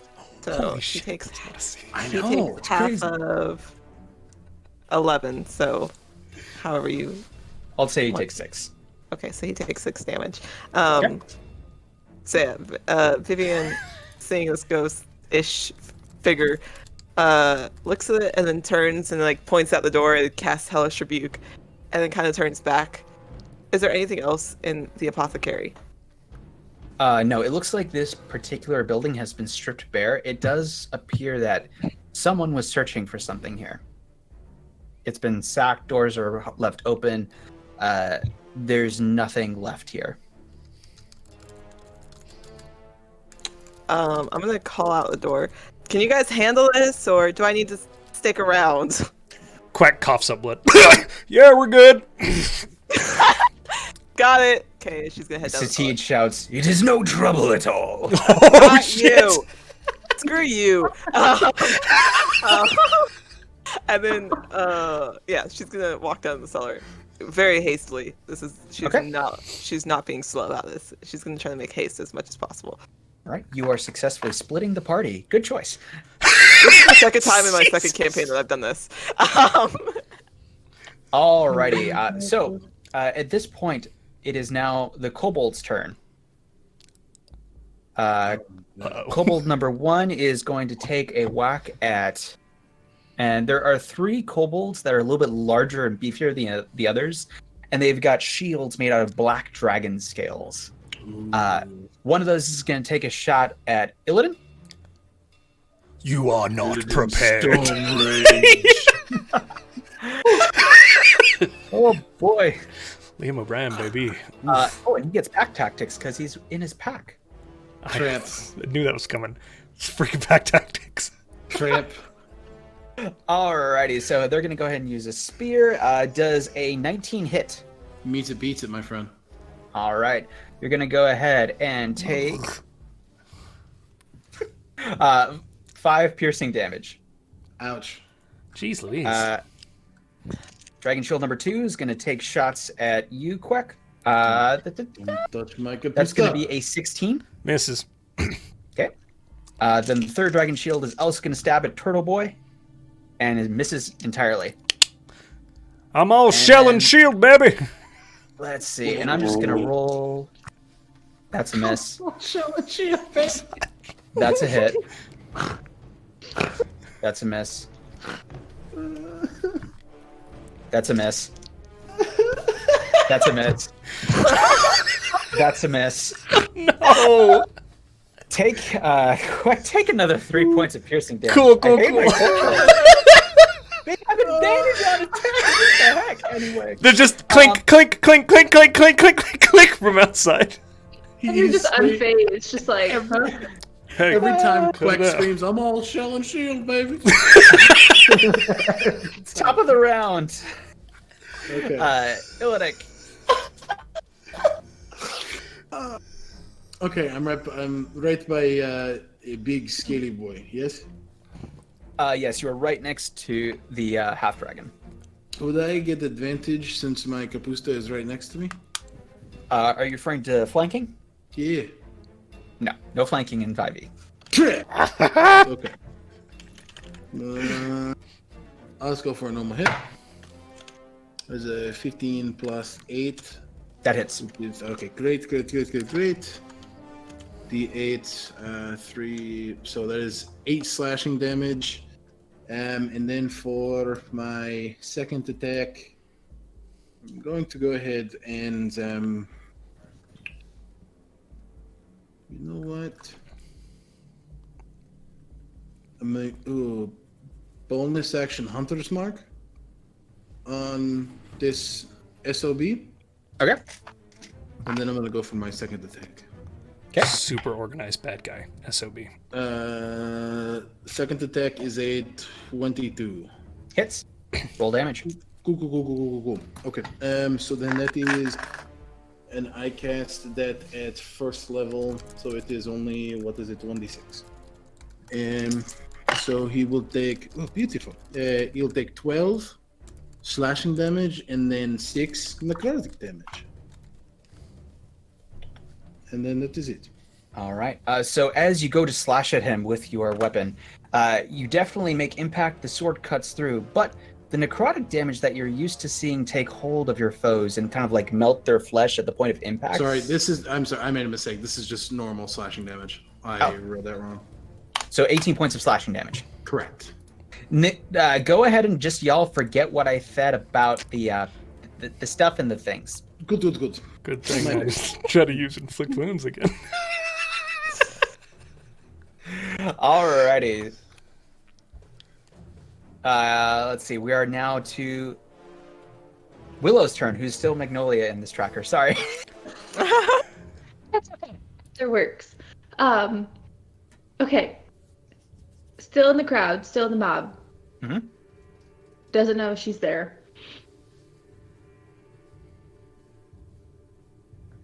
Okay.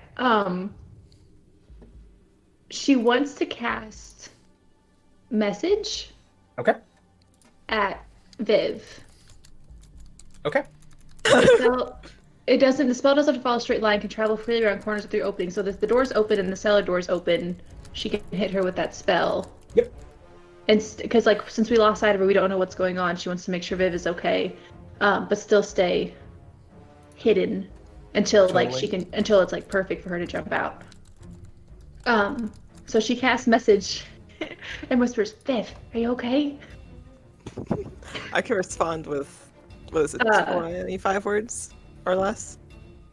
It doesn't have a word okay. limit. The target and only target hears the message and can reply in a whisper that only I can hear. It's got okay. a range limit, not a. Okay, I couldn't remember what it had. I think it's 100. It's 120 or something like 120 that. Yeah, you're golden. Yeah, 120 feet. Okay.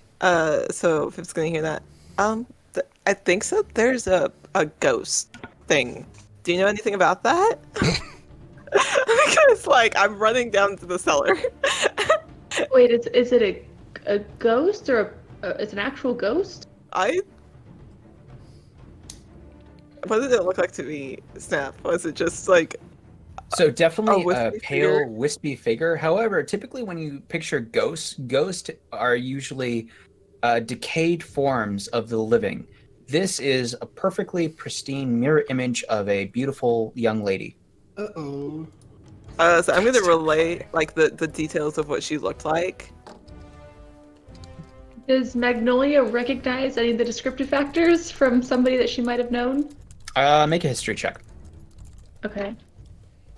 11 plus 1, 15? No, 12. Numbers. I told you, I can't math in my head. I'm trying to think about No, you're dragon good. guy, numbers. You're doing a good job. You're Who killing it. Vivian is describing does not ring any bells for anyone Roll that it. you met while you were in the town of Seaton. However, that was high enough to remember that until Sarah's, the baby sister's ashes are laid to rest, her soul wanders the town of Seaton. Viv, I would maybe just keep an eye on, but use your discretion. But remember her, and then just kind of like relays that little bit that maybe that could be who that is. Gotcha. Because the apothecary. I wasn't half keeping blood track anyway. of the number of words, but I'm pretty sure we're at the limit. Yeah. She'll just send back okay, and then Just K. Just K. okay. Okay, thanks. Send. Bye. Okay, enough. thanks. Bye. Cool. All right. And Will, are you doing anything else for your turn? That's just like an at will, like cantrip. So can I still cast a spell? Nope. I wasn't sure. I'm trying to think. What else can I do? You can move, and that's pretty much it. Just act mobbish. Okay. I You act are mob- essentially acting That's good. mobbish. Just Bold just- rave. Yeah, Bold rave. yeah. All right, Quack, Or just Raven. Turtle Boy, you are up. I'm sorry, I'm really bad at first introductions. I'm quick. Guiding bolt. Okay, make your attacks. All right, let's try this again. That's +8. I should stop putting my dice away. There you go. Bah. Oh, come on! That's a 10. You harness this purple arcane energy in your hand and lunge forward, to which the dragon ducks below, and as his wings spread, the bolt arcs along his spine and then fires off into the wall behind him. Show and he just off. winks at you. Oh, I would not do that in front of him. And I pointed at Stormy. That's my turn. All right, it is now the half black dragon's turn. He's going to survey his surroundings and he's going to say, well, this is now getting interesting. And he is going to take 2 more swings at Illidic. Bring it. Oh, Storm's mad. And are my attacks still a disadvantage? No. Okay. Uh-oh. Does a 23 hit? Maybe. Yeah, it does. Okay. And then I'll roll a second attack. 13? Pretty sure that doesn't hit. No. Okay. You're going to go ahead and take 5 points of slashing damage, my friend. Mm-hmm. Okay. How many? 5. Oh, okay. I heard 25 for some reason and panicked. Oh no. And once he's taken his second slash, he's going to spread his wings and he's going to launch himself straight up through the rotten roof into the sky. Attack of Get an opportunity. Attack of opportunity. You all get attacks of opportunity. Nice.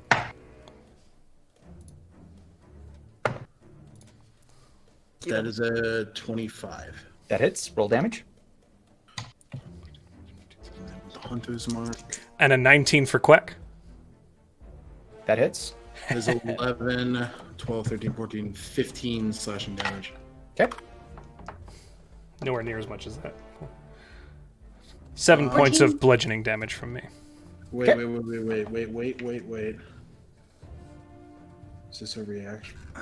It's a bonus action. Crap. Okay.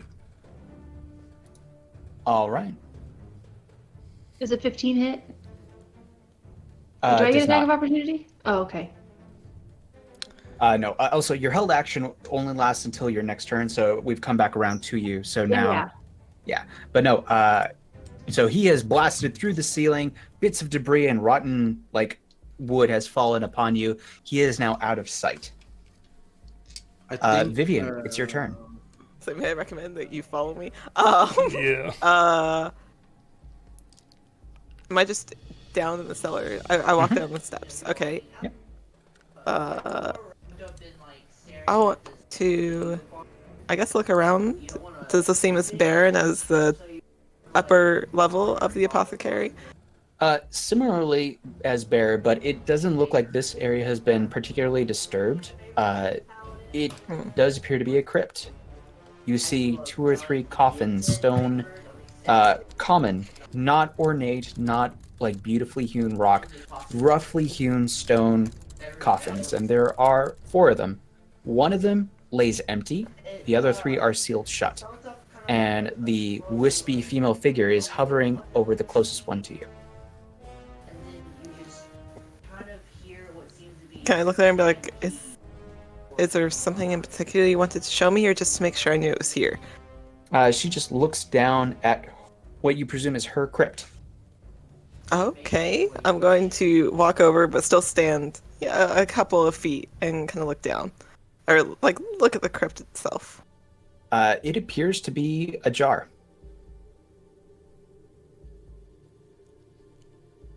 Oh. Okay. Does it look like there's any direction of what she wanted to say to do with it, or just is she? She's just floating there. Aimless. She is floating aimlessly. Can I rest a hand on it? Yeah. It's a cold stone crypt. Does she react in any ways? Nope. Is she directing it? She wants you to take this. Nope. I'm lost. All right. I am going to say that unless is there anything else you want to do? Not really. I'll probably. She just seems to be aimless. She doesn't seem to need. This particular location seems to be important to her, but it is perhaps because you don't possess the thing that she's seeking. Yeah. That she's not reacting. Yeah. Okay. So I'm gonna like nod and then turn and run back up the stairs. Just go and help the rest of my party. All right. You run back up the stairs. Okay. I'm gonna stand on the porch, like looking. So and kind of we're all looking up. What greets you is 3 beefy kobold boys about to attack your turtle friend, and a bunch of smaller kobold boys that seem to be going after the large Goliath, and a giant hole in the roof that wasn't there before. Wasn't me. I was gone for like 3 minutes, guys. Wasn't me. So, I look up, just, and then I will end my turn there. all right, we are now on the dragon shields, and to my big Goliath boy, does a 23 hit? Yeah. 21? Yeah. A 12? No. Don't sound so enthusiastic. Stop hurting our Goliath boy. Please take 20 points of piercing damage. Ooh. Heck no. Okay. All right. And now we are on small boys who are attacking Turtle Boy. I'm going to use my protection fighting style to impose disadvantage. Okay, so it's just straight rolls because of pack tactics. Yep.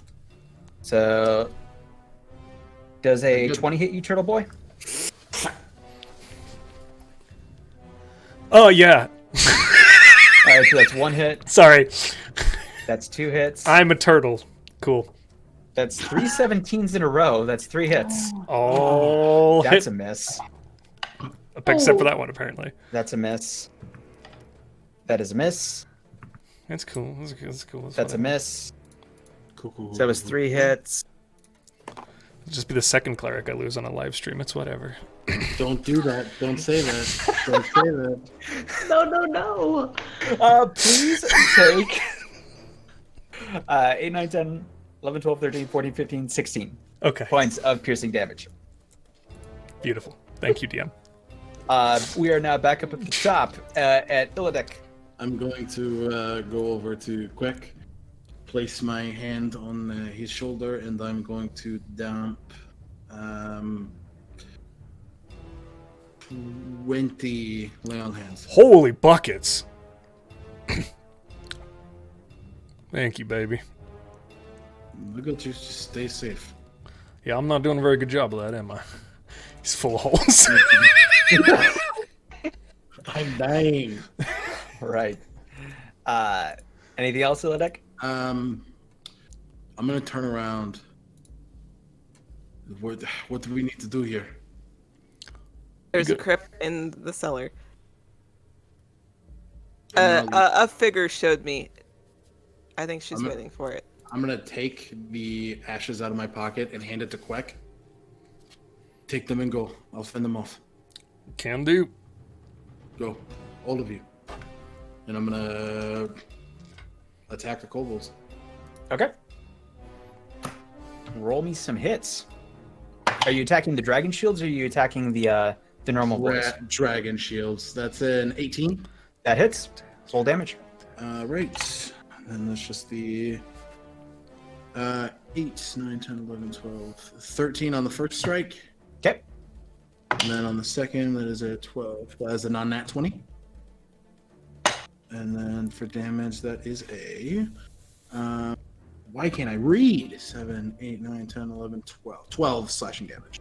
All right, so you take a swing at the first kobold dragon shield, and seemingly for the first time in his life, he's shocked by the amount of pain that he receives. And then the second strike cleaves his head from his body, and you drop the first kobold dragon shield. I look at the other ones and I'm like, do you want this? Baby, Make an do I. intimidation check. Have damage. And just a reminder, I'm a bad paladin. You guys all get +3 on saves because of my aura of protection. Hey! RFX. Natural 20. All right. Again! Well, so what I did... It's technically 6 in this fight alone. Yeah. My floor one didn't count, but oh my Oh goodness. my god. Is that 8 So or 9 for I the whole rolled for the dragon shields under the impression that they were the leaders. I rolled 3 natural ones, so the kobolds turn and run. At this point, you are scarier than their current boss, and they value their lives over employment, so they book it. Good. That definitely does it for me. They do for touching your man. Awesome. So I presume now that danger has passed, you all are progressing down into the crypt. Yep, I got this cookie I would jar. also. I'm I would going also like to I'm look going to up. stay up and guard the door in case that half dragon comes back. Guidance. All right, Willow and still. And I'm going to looks- cast Bless on the 3 of them as well. give me. Sorry, Will. All right. Willow still looks like Kipik, so she's gonna be like, she's staying like, I was going. You scared him. That's okay. And she's gonna stay outside with names, with her Goliath buddy, Stormy. Illidic. Illidic. I always say I feel like I'm gonna say it wrong. Oh, you're It's fine. not the Goliath bud. Very nice. Then that means we're on ghost duty. All right, here we go. Cookie Red jar. King love of Phasmophobia. Alright, down we go. And I'm going to lead him down to where I previously was. All right. With that being said, with combat aside, how are we all feeling? We good? Do we want to take a break? I'm good. How's everybody? I'm good. I would like to get some coffee, but otherwise I'm good. Do we want to do a quick break here, boss? I'm cool taking a bathroom break if y'all are cool with a quick break. Yeah. Nice little cliffhanger to leave you on. Back in 10 minutes, guys. We'll be back. Now we're the more sponsors. Now you guys can enter in the chat for the Skull Splitter Dice Yes. giveaway. Get your entries in.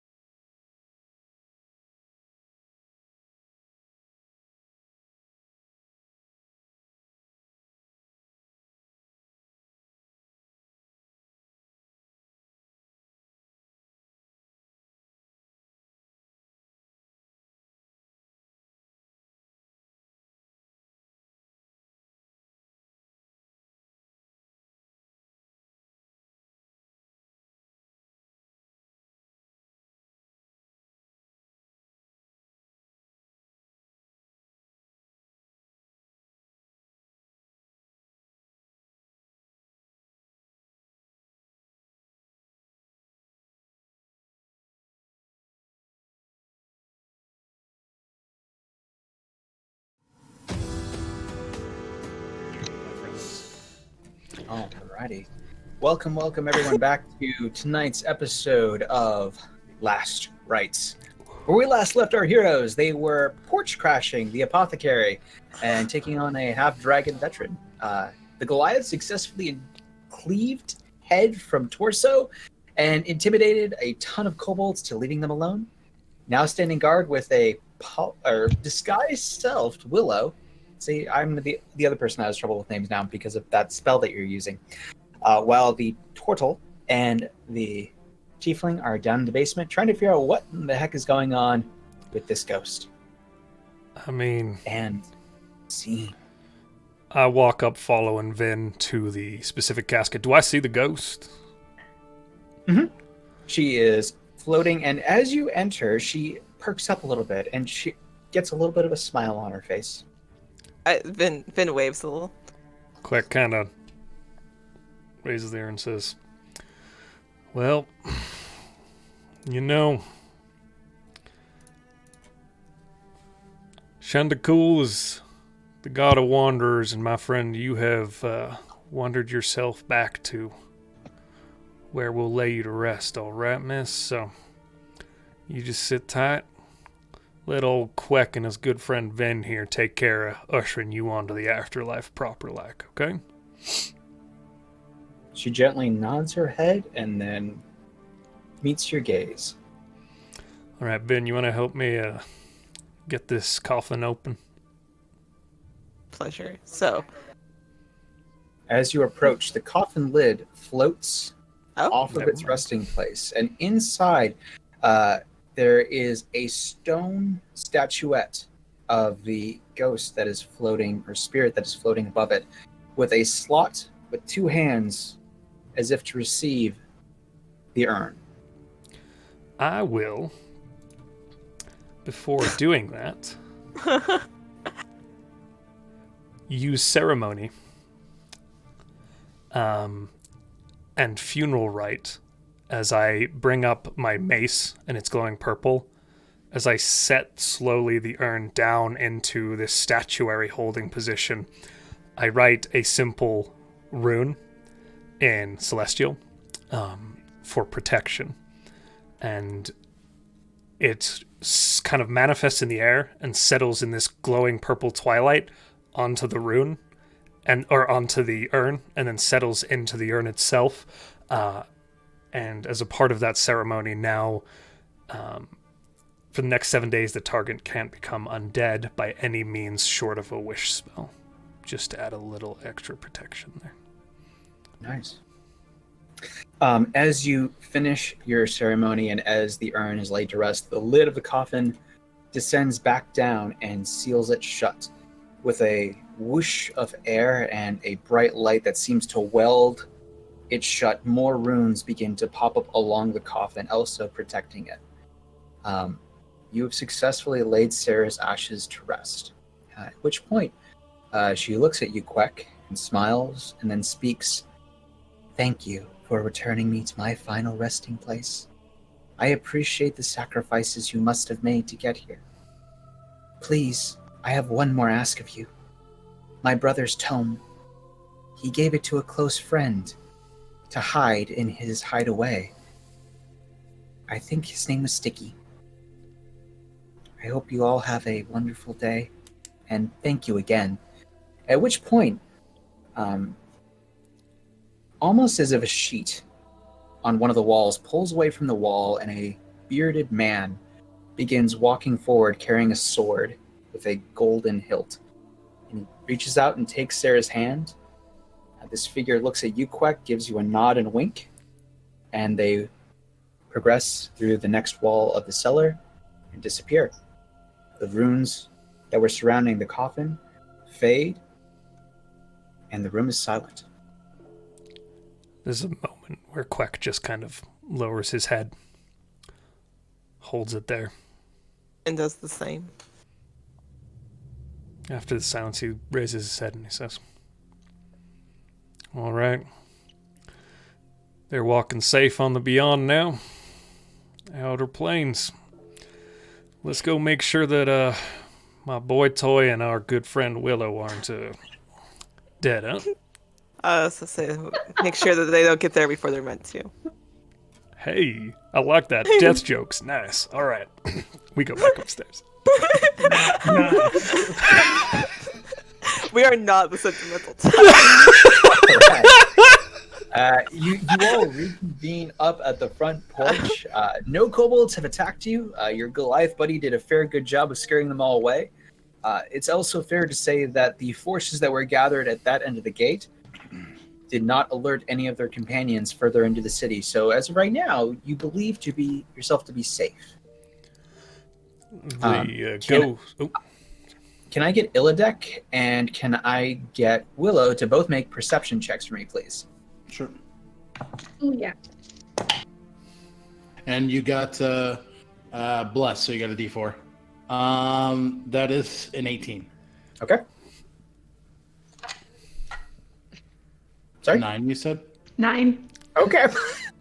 An 18 is enough. Cool. From your bout with the half dragon, you notice that where he was standing, there are 2 vials that are broken on the ground with the residue of some sick black liquid. And at the end of them, typically when you think of potions, you think, okay, you pop the lid, you chug it, and then you get the benefit. These actually have sharp metallic points at the end with what appear to be blood. I'm going to pick it up and investigate it further if I can. Okay. Make an investigation check. Are we up there? You are now, yes. Do It they... is a 17. Okay. Upon further inspection, it looks as if that the pointy end is a cylinder. So if one were to jam this into your arm in the middle of combat, it may be a quicker delivery method for some sort of magical benefit that comes from a potion, but not the full benefit that consuming a full potion would give you. I'll pocket it. I just thought about something. Do Viv and Quek know that Willow disguised herself? They were with you when you cast Okay. Disguise Self and you were running around. Oh, that'd been funny. Quack Okay, was, just- Viv wasn't.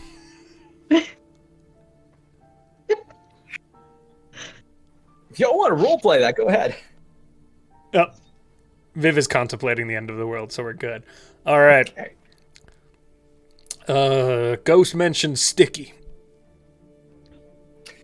Sticky? Willow, please make a Yes. Deception saving throw. Why do I keep doing that every time? You're always the one that triggers it. I'm so sorry. Are you all right? You said wisdom. Wisdom saving throw, please. That's a 5 - 1. That's a 4. Oh. Only you see this, Willow. You recall the hideaway that Sticky showed you underneath the jail cell. You also recall his desire to cause mischief and his compulsory need to steal women's undergarments. Dang it, Sticky. Do I remember how to get down to a secret hideout? Make a history check for me, please. Dang it. Compian, are you okay, buddy? You broke Alec. That Wait. threw me for a loop and a half. He said history. Yes, please. 16. You do. You remember that in order to find Sticky's hideaway, you need to go into the jail cell, lift the bed, and that will reveal the secret passageway. Willow, are you? Willow just looks at the. No, I'm okay. This dude was just a little freak. Let's go back in the jail real quick, and I'll show you what's going on. The ghost said Sticky hid the book for Balfagor. Oh, Sticky had the book? That's what the lass said before she stepped onto the other side. Well, heck, it might be in his hideout if we haven't. I know where to find. If that's the case, I know where to find it. Well, shit. Good thing we helped that ghost out. I was going to say, if we needed to, I could also detect. No, that wouldn't be able to really do that, would it? Detect magic? Thanks, Yeah. I also have detect magic. A faint aura around any visible creature or object that in the area that bears magic. It would have to be visible, though, right? Detect magic is just anything. It doesn't have to be invisible. Yeah. So any of our magical items would give off a magical signal as well. I was gonna say, if you think you know where it is, we'll exhaust that resource first. Let's do this. Willow's just like, all right, let's go, and back towards the jail cell. I'm gonna cast healing word on myself as we walk. Oh yeah, Just to regain actually, some you health. know what? Some health. Don't bother. I'll hit the whole group with mass healing word because I saw everybody take damage. Okay. Well, you might still need it because this is a small amount, but you all get. Oh, nice. 9 points of healing back. Nice. On top of that, I'm gonna slap myself with my remaining 9 lay on hands. All right. You all progress towards the jail cell. The kobolds that you left sleeping were presumably awakened by the commotion that you all caused at the front of the apothecary, and they were part of that mob. However, your little buddy is still waiting patiently for his gold piece with his mouth clamped shut behind the jail cell. I'm gonna pull the gold out of my pockets. His eyes like saucers. He's just staring, and he like holds out his hands like, "Please, sir." And then I'm gonna go in my pocket and pull out a second gold piece and hand it to him as well. He's going to go ahead and take the gold pieces, and then he's going to put them in what you assume is a pouch in his loincloth. You're not sure where he's putting them. And he's going to spread his wings, and he is... But before he flies off, I'm gonna kind of get on his level. Do you know you can be better than what you are now? Yeah, I think that I'm done here. And he unclasps his black cloak and lets it fall to the ground. Willow grabs it. Dang. Okay. This is okay. Can I give backstory as to why she grabbed it? I'm going to say hold that information. Okay. Okay. I'm gonna pat the kobold's shoulder. I see a bright sunny day in your future friend. Where? And he just kind of looks up. He's like, Okay. Not here right now, just later on. Oh, foreshadowing. Gotcha. Yes, exactly. He got it.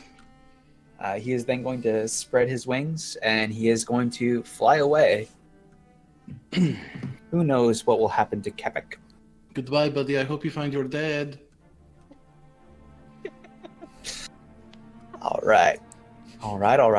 So, what are you all doing? Are you progressing down to the jail cell? Let's do this, yeah. Yeah, Vin's ready. Ah, Just kind of looking at her through new the scar door. like, I can deal with that. Hey, you know what? That new scar looks good on you. You know, I'm kind of getting used to it. I don't mind it. Just look that much more badass. It's all right. It's, you know, it's just a sign of battle. Yep. It's fine.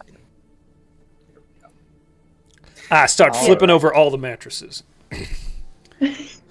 So Willow gingerly picks up the bed. Oh. as Turn Willow, over the mattress. Vin just, calling it a bed is a bit generous. What you see is basically a plank of wood bolted to the wall and suspended by two chains at right angles. And so, acute 45-degree angles from the wall intersecting at where the plank juts out of the wall. As you lift that, a staircase is revealed as a stone slab slides away underneath it. It is dark, it is smelly, and you can progress down into it if you want. Willow will cast light Oh, I on was like gonna, a stick. What were you gonna? No, go for it. I was. You have We something? can give our one person who doesn't have dark vision if we want. Oh. Then we don't have to. Then do you want to use light? We can do light. Yeah, sure, that works. And she hands it to the one person without dark vision. I'll give him dark vision just in case. Oh, that is me. Yeah, that's you. Kings and I'm queens of looking at you like Yeah, on my screen, but I know it's different. But yeah, okay. So you have a light, a stick, guy with dark vision. We're going down. Willow's gonna go down and invite the rest of the party with her.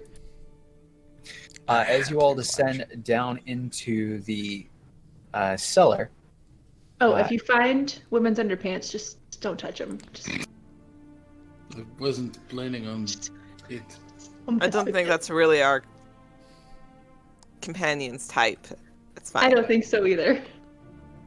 Not amazing. As you all wander down into this underground chamber, your light illuminates something that, from Willow's perspective, has remained untouched since when she last saw it. There are armoires up against the wall with glass cases.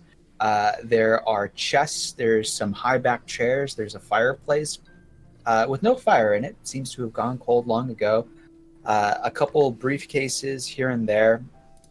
Papers strewn about. And then a couple passageways. And what catches all of your eyes is up on the entryway where you just entered. If you turn around, hanging from the ceiling, there is a wooden plaque that you would expect to see outside of like a tavern with a serpent coiling around, biting its own tail, and in the center, a cloth mask with 2 eye holes cut in it. Oh, this was a part of their like secret guild that they had going on. I think one of my friends had like a tattoo she got from a dagger. Is this emblematic of a specific god? It shares some of the characteristics of it, but it is not a direct correlation to it. All right. That'd be a pretty slick tattoo.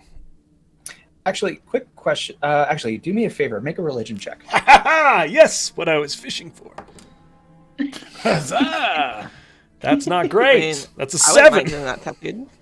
7. So I need to this change these dice up. particular mask for you resonates as a symbol. Like it looks similar, but it's not spot on to Mask, the god of deception. So you imagine that this is an offshot of it, but it's not directly worshiping him.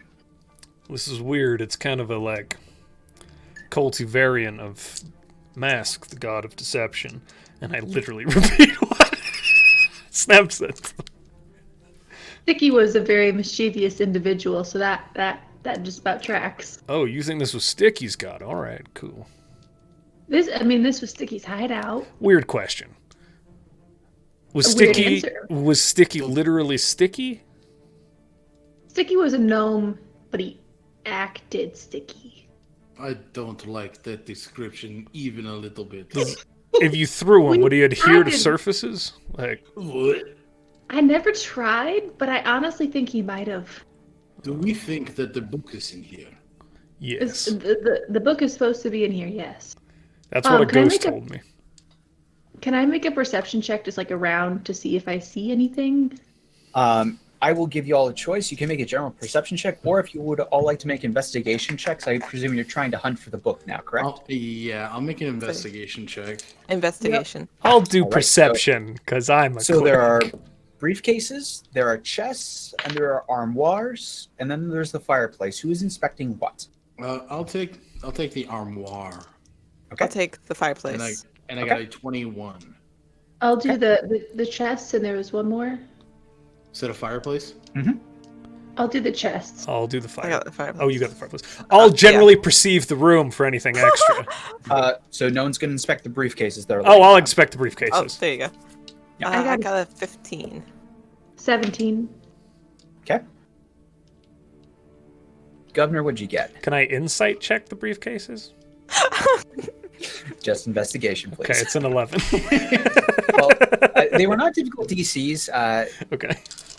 Now, Willow, you will recall from your last time here that all of these containers and things were locked shut.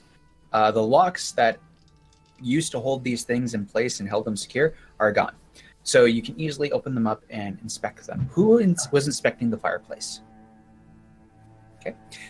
You find inside a crumpled up bit of paper that it looks like someone tried to burn, but was unsuccessful. Can I uncrumple it? Yeah. Okay, I do so. Okay. Inside, you find some weird lines and dashes.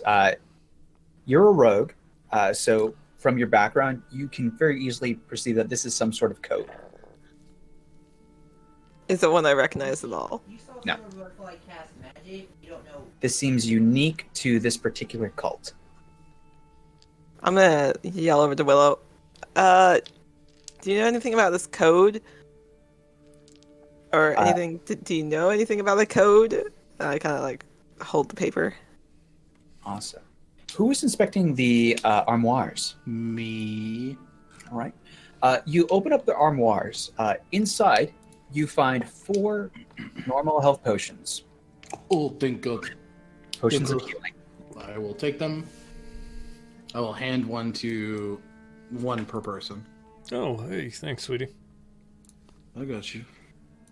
Alrighty, and then so we've got the fireplace, we've got the armoires. Who's inspecting the briefcases? That's me.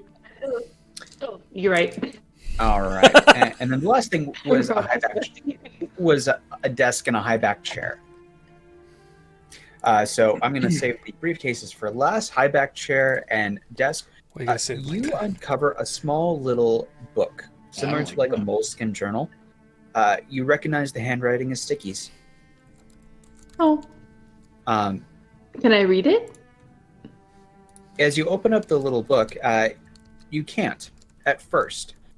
The lines and dashes on the paper begin to shift and form into characters that you recognize. Presumably a love letter from Sticky. This particular book was enchanted so that only someone that he knew, whether it be an acquaintance or a friend or someone that he trusted, could read it. That's cute. Just letting you know that he tucked the book away safely in a place that no one would ever think to find it. And it's dated 2 years ago. What does it say? Just that, but in his sticky-like tone. Oh, okay. And then since I know that, and Vin had asked me about the lines and dashes, can I go grab that piece of paper and try and read it for her? Yes. Quack, you were inspecting the briefcases? Yep. As you open up the briefcase, you are met with all kinds of brassieres and undergarments and things that were stashed away, presumably for years of raiding dirty hampers and clotheslines. What the? What the? Vin's gonna look over and be like, "You find anything you like?"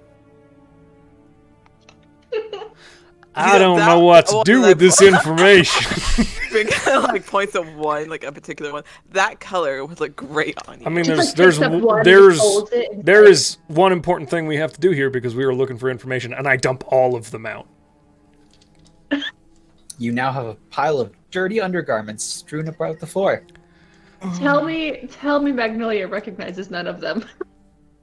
Make an investigation check. Oh, that's a horrifying notion. I really don't like this sticky fella. I'm not a fan. That's a 13 plus... Where's... 14? Please? No, please. You notice one particular brassiere that probably belonged to one of your old friends, probably someone who was a member of this guild.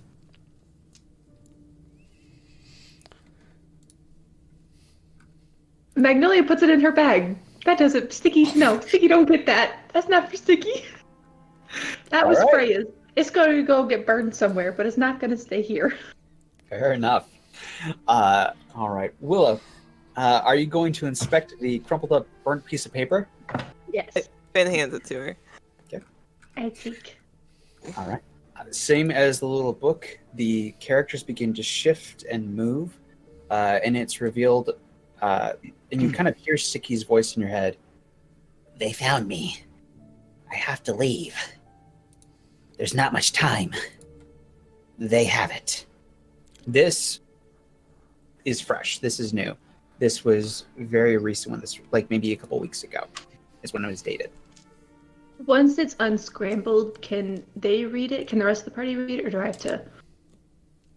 Okay, Just- so I just relay that information to them, and just kind of say, I don't think that the book is here anymore, you guys. I think that the coven found it.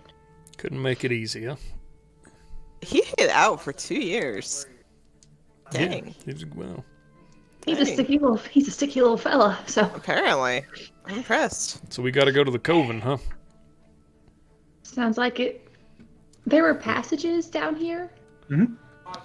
So there are 2 passages. One you recall leads to the shore. The other one leads down into the sewers. I think we know they're in the sewers, right? I think so. Looks like our storm's not over yet.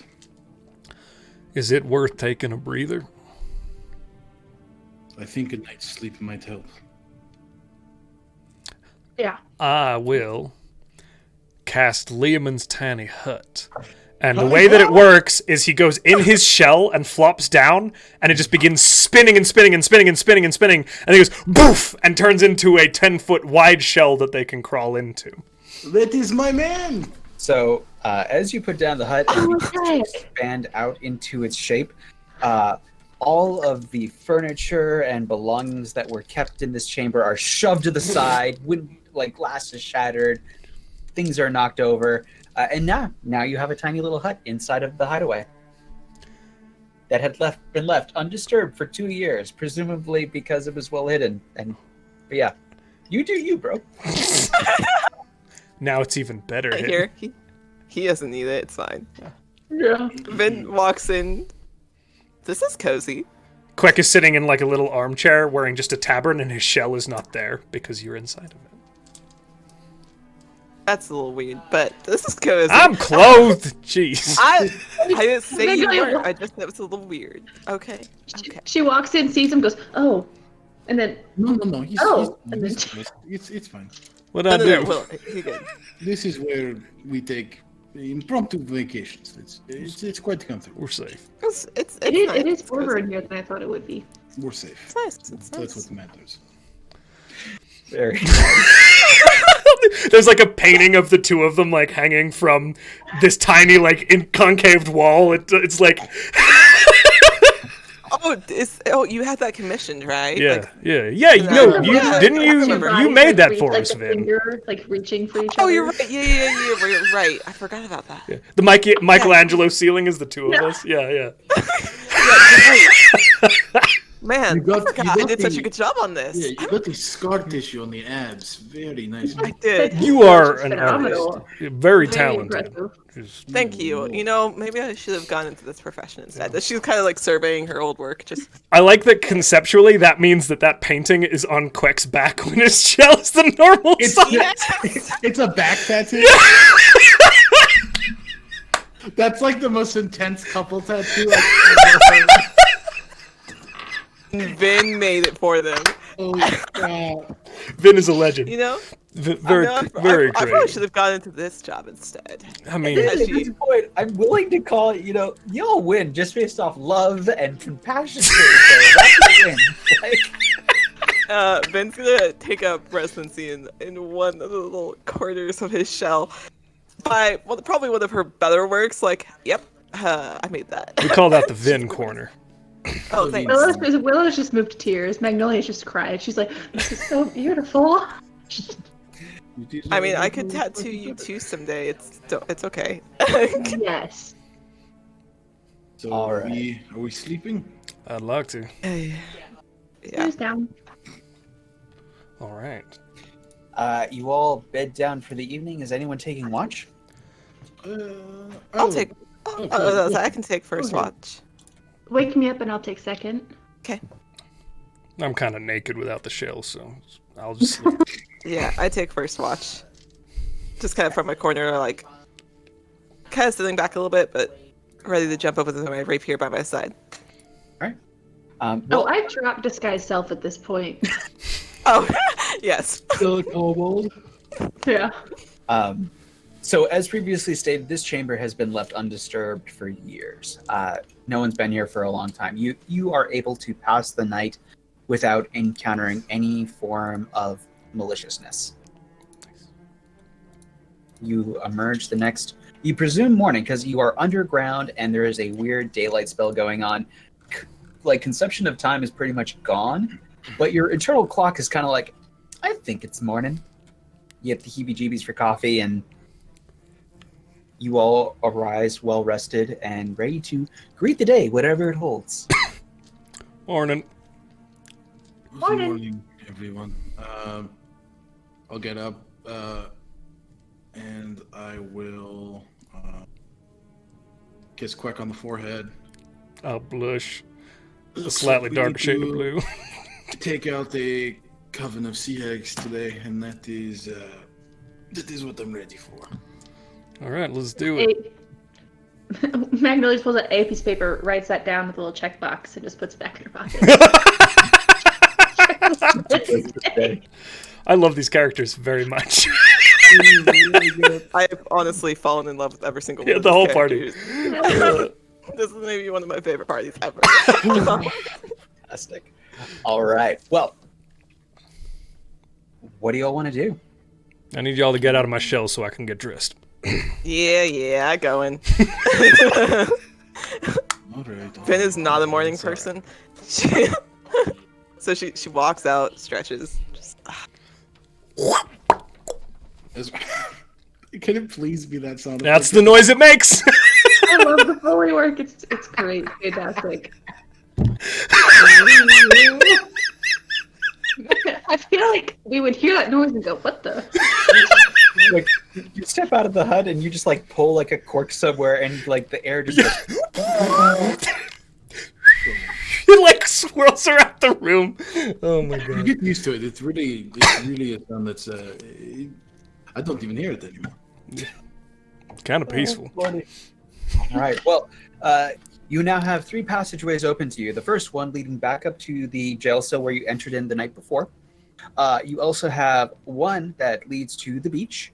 The other leads down into the sewers, presumably. Sewers it is, I think, right? Yeah. I think sewage is a good idea. Are you all progressing stealthily? Don't really care? yes, please. I think stealthily we should attempt for. Go ahead and give me stealth checks. And I'll just kind of, Willow, you think you're ready for this? I think I've got you guys, so I'll be okay. Good. Guidance. 23. Guidance. No, that was on me.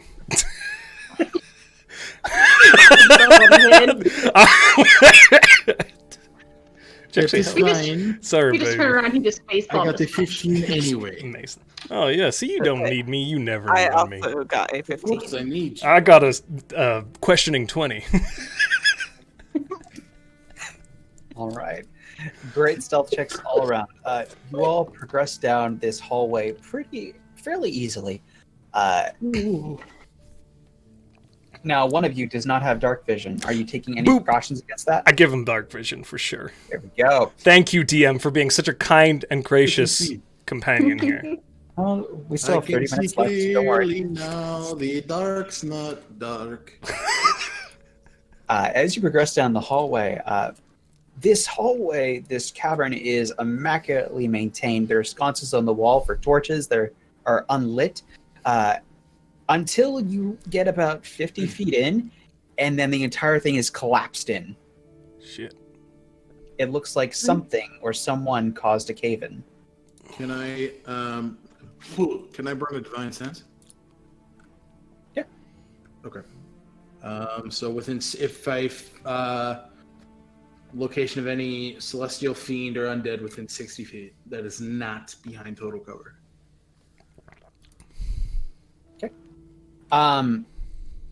I'll say that beyond the collection of rocks, you detect the sense of one single fiend. Okay. It looks like our path forward is met with blockages. Some sort of fiend. Huh. Max, So, Magnolia's can- getting nervous, but we're good. Y'all can go back the way you came. You can attempt to dig through the rubble. The choice is yours. What are you going to do? I have got for my features, I've got powerful build. So I can push, drag, and lift. I count as one size larger. So I can like carry double. So I can just start moving rocks. Okay. Funnily enough, Queck's magical item is also the gloves of ogre strength, so he's pretty strong. So- for Oh, All right. oh. So what we're going to do is we're going to do a series of skill checks to see if you are successfully able to excavate this tunnel, or if you cause further cave-in and damage to the structure. Cool. And then Vivian and Willow, are you going to be doing anything to assist, or are you just sitting back and letting the men work? I'm I trying feel to see like if I while can they're, do it. I'll try and help, but I feel like while they're throwing rocks back, we're just like dodging. We're like, Honestly, that's what I feel like. they're just throwing it back. We're like, oh no, wait a minute, Yeah, I kind of feel like. slow down. All right, so there are going to be a series of 3 skill checks. You can either make an athletics check, or you can make we'll say a nature check. Athletics to hoist the rocks, nature to determine whether or not moving a rock will cause a cave-in. The DC will increase in difficulty as we progress forward, and I will be rolling percentile dice to see if there's a cave-in. Nice. Can I- I'm gonna go. Go ahead, Josh. Can I give advantage to my paladin? You may. I'm assisting you. Also, I'm hitting you with guidance a lot as we just bong on the back of the head. Bonk. The first one is going to be an athletics check. Okay. That is a 27. Perfect. Jesus. Ian did just rock dodge. Guidance. I'm a thick boy. Okay, then this is a nature check to see if everything is kosher. It is a 15. Alrighty. With No guidance. cave-in. Guidance. That is another. What did I go? French. Athletic. It is a 16, 17, 18, 19. Okay. Still no cave-in. Oh, thank God. Nature check. Oh, I apologize. You can either make an athletics or a nature check. Oh, okay. You So you already Make made one. 3 checks. I'm like, oh, I thought you meant like 3 separate, like 3 athletics and then 3. Oh, no, I'm not I that. was like, oh my God. We're going to die. Okay, so yeah, that's it. All right, so go ahead and make your third check. Got it. Okay. And then, so this will be athletics, 15 plus 8 plus 4. As you are 32. clearing rocks away, things are beginning to shift around you, but nothing seems to be collapsing down. Not the like it will not pass an OSHA inspection by any stretch of the imagination. Oh, sure. However, you have created a pathway through the cave-in enough for a single person to pass one at a time. Okay. I will man the door, and I'll look at everybody and I'll go through. I will go through last. Did you say there's a beastie on the other side of this? Pretty close.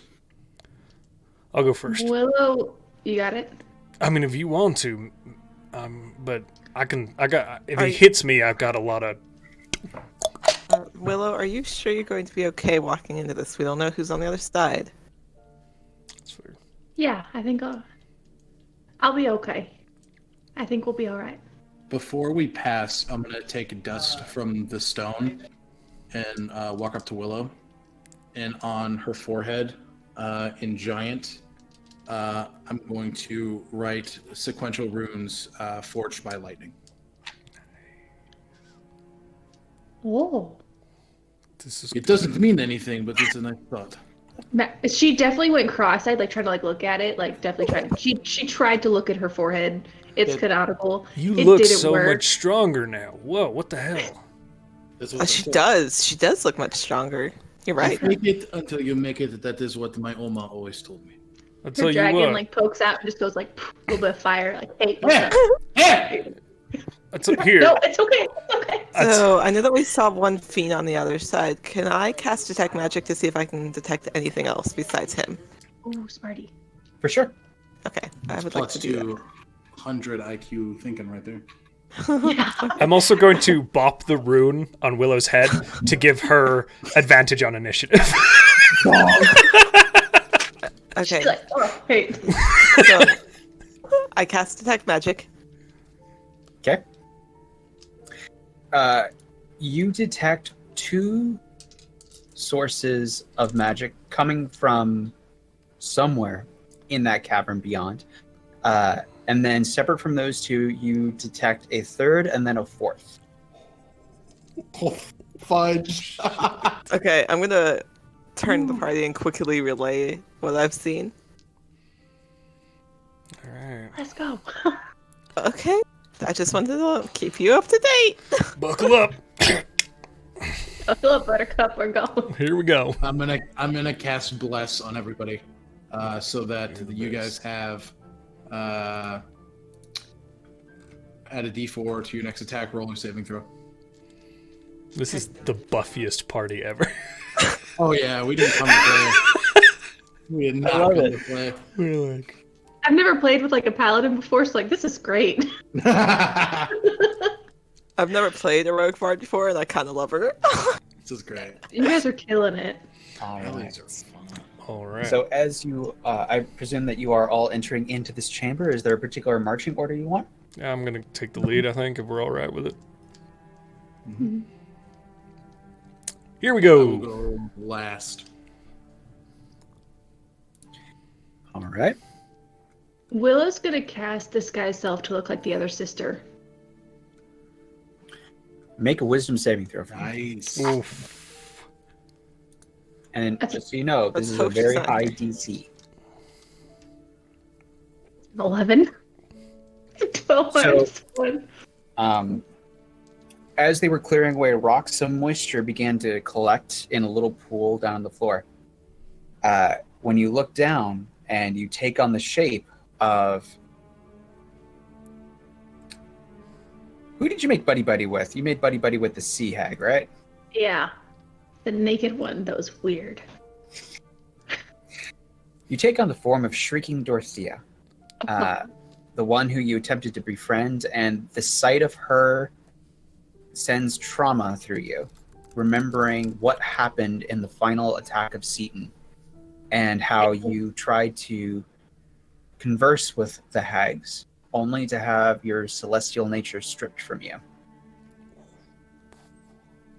Cool. I'm going to say that are going to be a little bit shell-shocked and aren't going to be able to participate in the first round of whatever happens next. Willow just like pulls her cloak around her tighter, like just concealing all of her, like just huddle. Ben's gonna put a hand on her shoulder. It's okay. It's going She's to like- be okay. Leans her head. Okay. Pet, pet. It's going to be okay. But I did successfully disguise self though. Yep, you are now what you remember the appearance of Shrieking Dorothea, a grotesque sea hag, half naked, covered in seaweed in all the right places. Is there a right place to be naked and covered in seaweed? Yes. Seaweed is like Yes. it's animated like Yes, there is. It's modesty seaweuld. PG-13 people. PG-13. PG-13 seaweed. Rat, Fantastic. I'm gonna walk through this hole now. You're like, no. I'm No. covered in a cloak anyway. It don't. I matter. am very uncomfortable with the. Yes. All Okay, right, moving on. Chuck makes his way through the tunnel. Who's going next?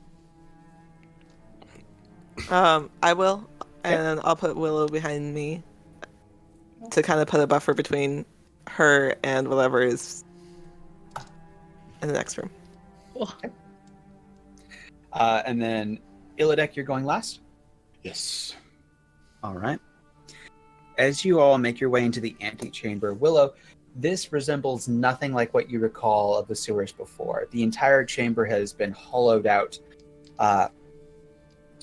Picture two bowls that are fused together, and you are walking into that empty space, a wide kind of saucer-shaped open area, at the bottom of which a large pool has been collecting with 3 stones that are protruding from the water.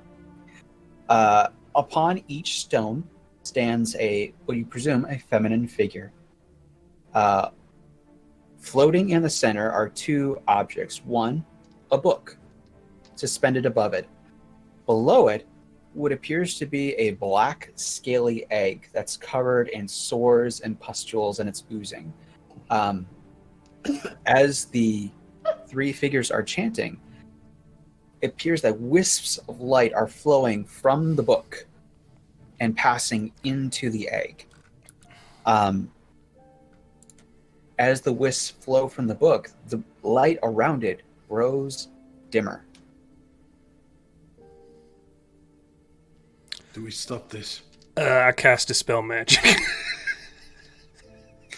All right. I'm going to have you all roll initiative, please. Sure. I like you're like, and Dispel Magic. No.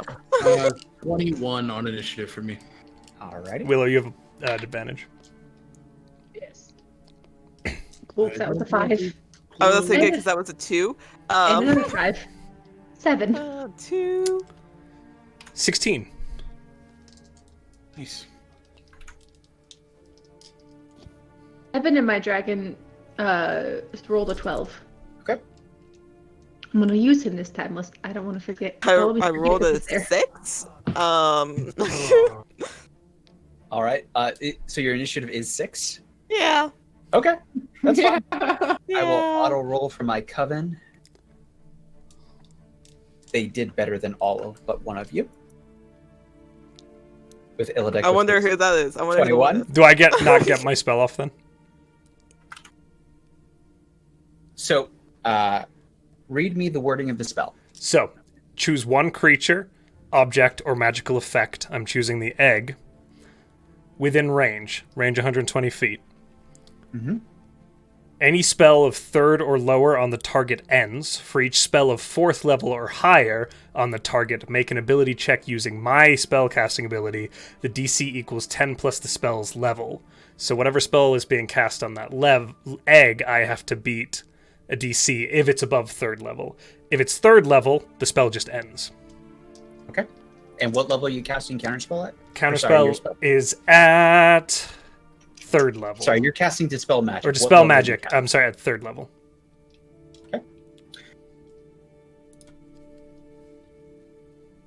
You attempt to cast your spell. As you are beginning to weave your magic, one of the hooded figures on one of the rocks looks up at you and just kind of waves her hand, and you feel that the magic that you were calling forth just fizzles. Oh, that's not good. At this point, the other two figures look up at you, and you hear a sickly female voice say, My children, we have company. What fun, what fun. another seemingly younger voice, Oh, goody. It's been so long since I've had a plaything. and then the angriest of the three, They keep interrupting us. This is unprecedented. Blah.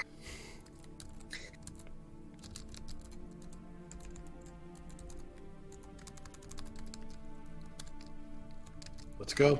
frozen I in was fear. saying, yes, we're going. I mean, All right. we're in initiative. Top of the round. You're up. You have about 30 feet between you and the coven.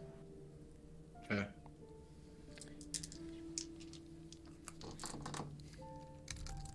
Okay. I am going to move my 30 Okay.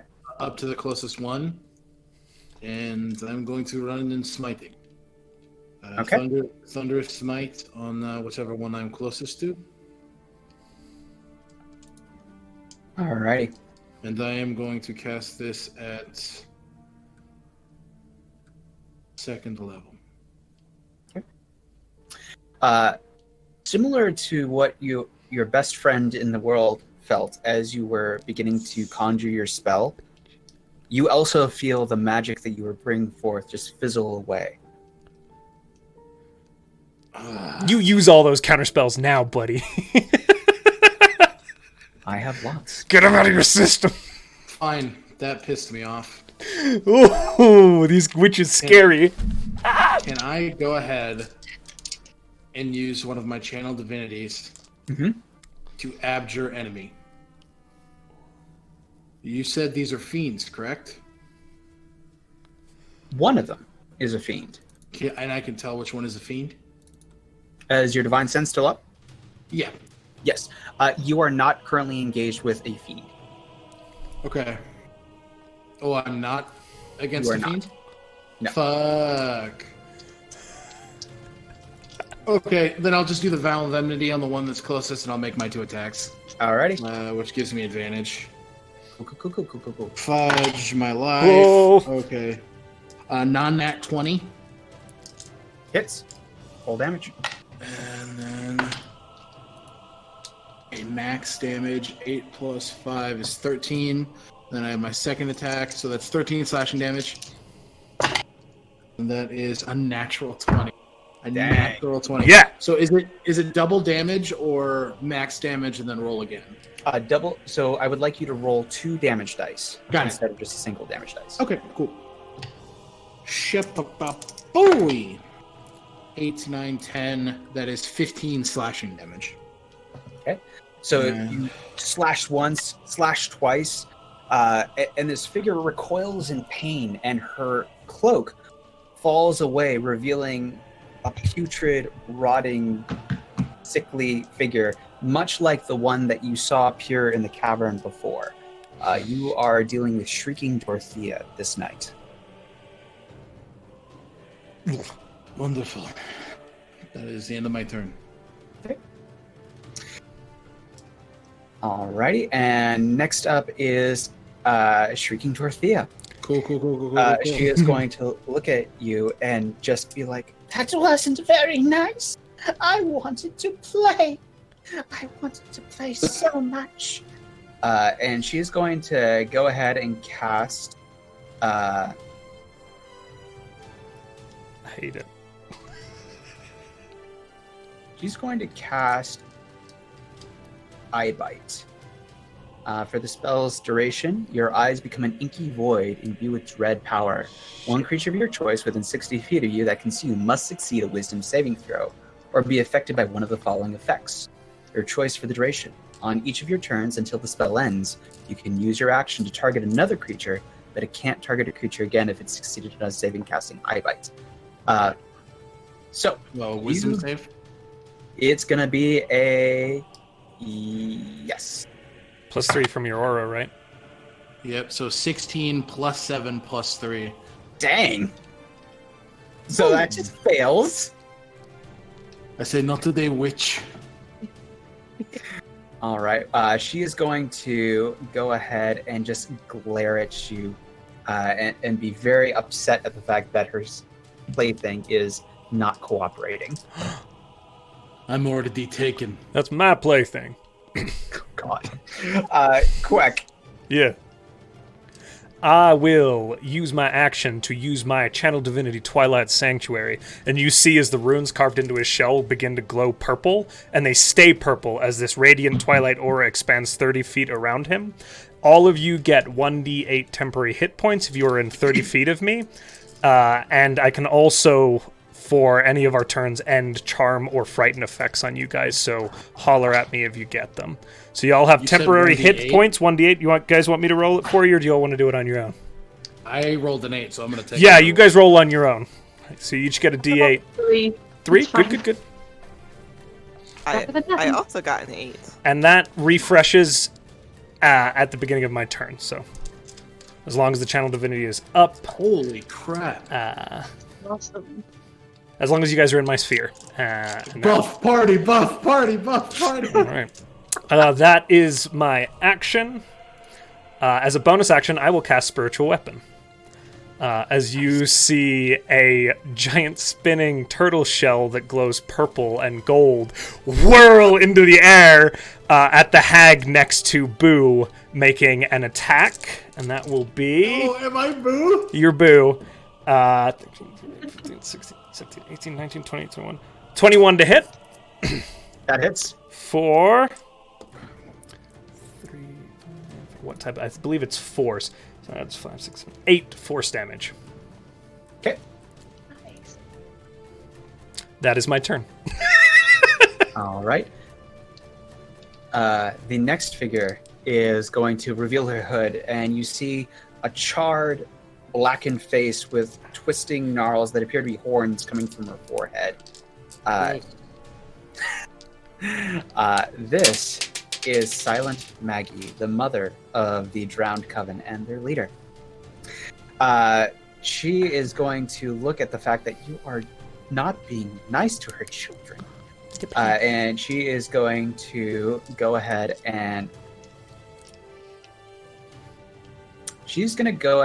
and cast Lightning Bolt on Boo. No. Not Boo. Not Boo! Fuck them kids, bro. Fuck them kids. I need you to make a dexterity saving throw for me, please. Oh, my deck sucks. I would like to cast Bardic Inspiration on him. So, So you I get get my +3. What do I get from? you get Bardic? 1d6 from my Oh, Bardic boy. Inspiration. Okay. So 18 plus 5, 6, 7, 8, 9, 10, 11, 12. 18 plus 12, 30. All right. Yes. So you only take half damage. So scared. I was scared. Okay. Oh gosh. So that's. Chimachi. I rolled that wrong. It's 8d6. This is just a party of support casters. Just 2 tanks and then ranged fighters. 19. I'm a bard. I have a flute. 30, 30. You just You start brought a flute with busting magic on the pipe. outside of the Whoa. You take 18 lightning damage. 18. Okay. And then she is going to use her ability Etherealness and shift into the ethereal plane from the material plane. Oh, this I don't like bitch. it. She goes. That's going to be her turn, and you hear the youngest hag, the sea hag that you're engaged with, Illidic, shout to the ceiling, "Citrid, you fool! Why didn't you kill them?" At which point you hear a rustling in the stalactites from above, as almost like a bat, your old buddy Citrid descends and lands amongst you and draws 2 swords from his sides and is prepared to engage in combat. He's upset at Quack for making his life difficult. So he's going to take 2 shots at you, my dude. Sure, that's cool. Shield of Omens, give me sight beyond sight. Disadvantage on my honey. Thank you, Boo. That saved you. I got a natural 20. Oh, yes! Love prevails, my friend. That's right. Woo. All right. I got a dirty 20 on... Oh, no. 23 on that one. That's I know that still one a good hits. hit. Yeah, still nice and square. Right in the jaw. All right. And so that is going to go ahead and be 1d8. You're going to go ahead and take 9 slashing damage, my dude. Okay. Cool. Barely my 10 hit points. All right. And he's just going to smile and say, "Hello again." Hey, buddy. Quick. All right. And now it is time for the final Covenant member to remove her hood. And then she is going to go ahead and look at Willow. And she's going to look at you and just smile like, "Oh, I remember you." And Willow don't look like Willow. she knows. Oh, this bitch. She pulls from her cloak a white feather and asks, "Do you remember this?" And as she does so, she's going to cast Vicious Mockery at you. I don't have the context, but I feel bad for you. That's going to be a Wisdom saving throw. +3 because Paladin. Okay. That's a 13 minus 1 plus 3. 13, 12, 13, 14, 15. Did you roll your d4 for the bless? Did you have a d4? No. Do that. That's... I just rolled a dice. I got an 8. I'm like, wait a minute. That's not a 4. That's a 4, though. Hey! All right, so what's the that- total? 13 minus 1 plus 3 plus 4? So 19? 19? Yeah. Okay, that passes. So you do not succumb to the Vicious Mockery. You guys probably haven't seen Willow mad, but she is like staring down her and she is like, her eyes are on fire. The Green Hag is going to drop the feather and she is going to turn invisible. Willow sends her Okay, pseudo dragon to get the feather. Good to know. It is your turn, Willow. What are you going to be doing? Is it my turn or my dragon's turn? I'm pairing you two together, so it will be you and then your dragon. Okay. Willow is going to. So where are they in? Are they still on the stones, like in the? So one of them is visible. She is teetering on the stone as she's being slashed at. The other two, you don't know where they are. One is shifted to the ethereal plane. The other one's invisible. Okay. She's going to cast Thunder Wave in the 3rd level. Okay. But I have it's not spell shaping exactly, but I can pick 3 people that automatically pass their throw. So it's going to be the 3 of us, the rest of the party. Okay. But they've got to beat DC 14 Constitution. Okay. I'm gonna roll my damage real quick. They still take half, even if they save. All 3 of them made it. Oh, I need to roll for the half dragon. 9. He didn't. So Yeah. half So he dragon takes- takes full damage. He takes 12, and the other 3 take. Well, the other 2, I guess, because the other one's ethereal. Yep. The other 2 take 6. And we take 6 as well. No, Oh, I. You as a safe. okay. Yes, All right. So and then my no- pseudo dragon is gonna go catch my feather Okay. Aw. and bring it back to Dragon me. has retrieved your feather. Hell yeah. It is safe. I Alright. just realized the context of what that feather is. You think you did? I think so. Don't. No spoilers. No spoilers. It's Vivian's Gosh, turn. PM me. What the hell? Oh. Wow. I say I also think I figured it out too. So. Okay. Anyway. Anyways, moving on. Yep. Sorry. That's Everybody awesome. else was like, ah! Okay. Anyways. Well, we're not okay. Okay. Who's next? Danger zone. Vivian is next. It's your Okay. turn. I wanted to make sure. Okay. Okay, so only one is visible at the moment, correct? Yep. Okay. And she is not looking hot. Oh, wait, mean, she Thunder never Wave looked hot. blasted everybody back 10 feet too. No, it blasted big guy. Big guy back 10 feet. Because he failed his. Yeah. Yeah. He is no longer in striking range of Quack. However, he is now closer to Illidic. I don't like that. Sorry. All right. So, Vivian, what you gonna do when they come for you? Big Yeah. boys, big boys. Yeah.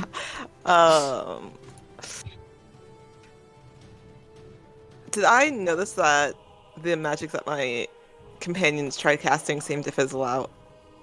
You did. Okay, so I'm gonna think that's probably not the best course of action.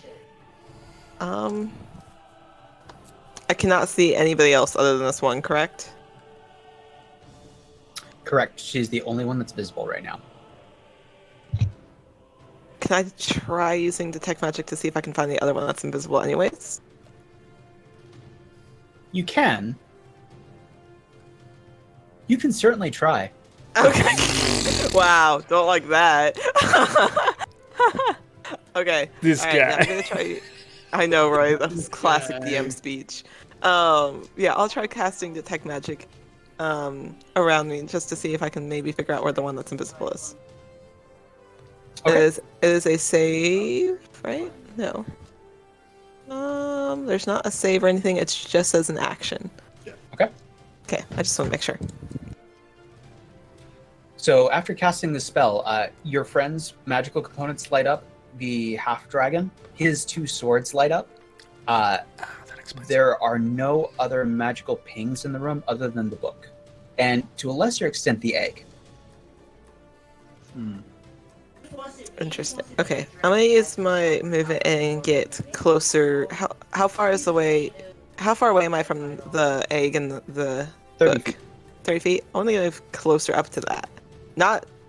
I'm gonna stop 10 feet from it. That way, I'm not directly right there within any kind of magic that it's casting. Okay. I'm gonna draw my rapier and then I guess that'll be my action since I'm not sure. Since the other one is looking pretty hurt, I'll hold my action there. Okay, cool. All right.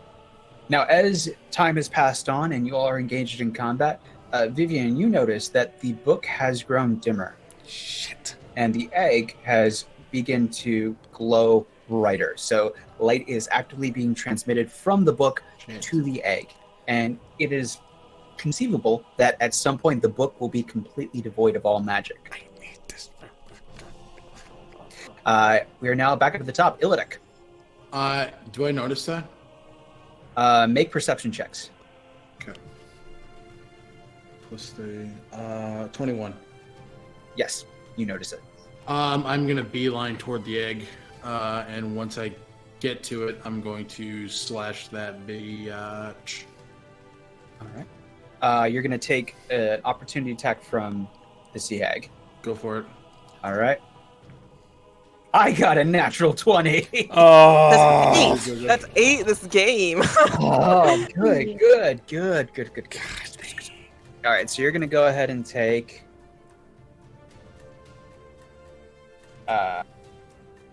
10 slashing damage from the sea egg. Also, you began your turn within 30 feet of her. I need you to make a DC saving throw, please. Or sorry, a wisdom saving throw. What's the DC? 11. DC 11. Okay. Wisdom saving throw. Oh my god. Hold on. Did you roll?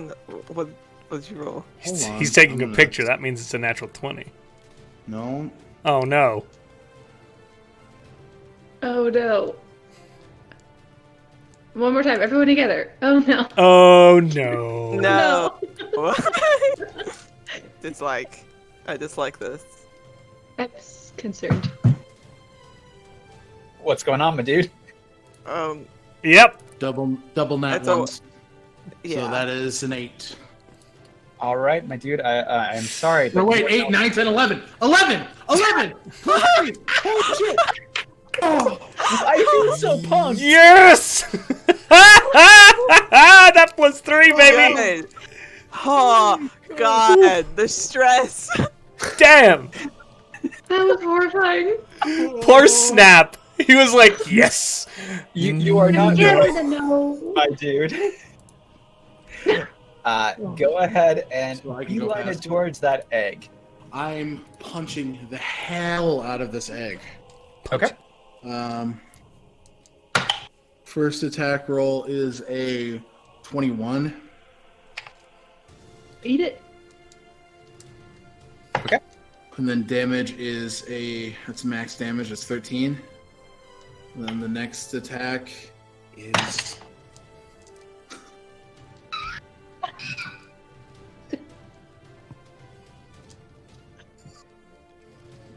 Chat says I'm it's 2 scared. 11.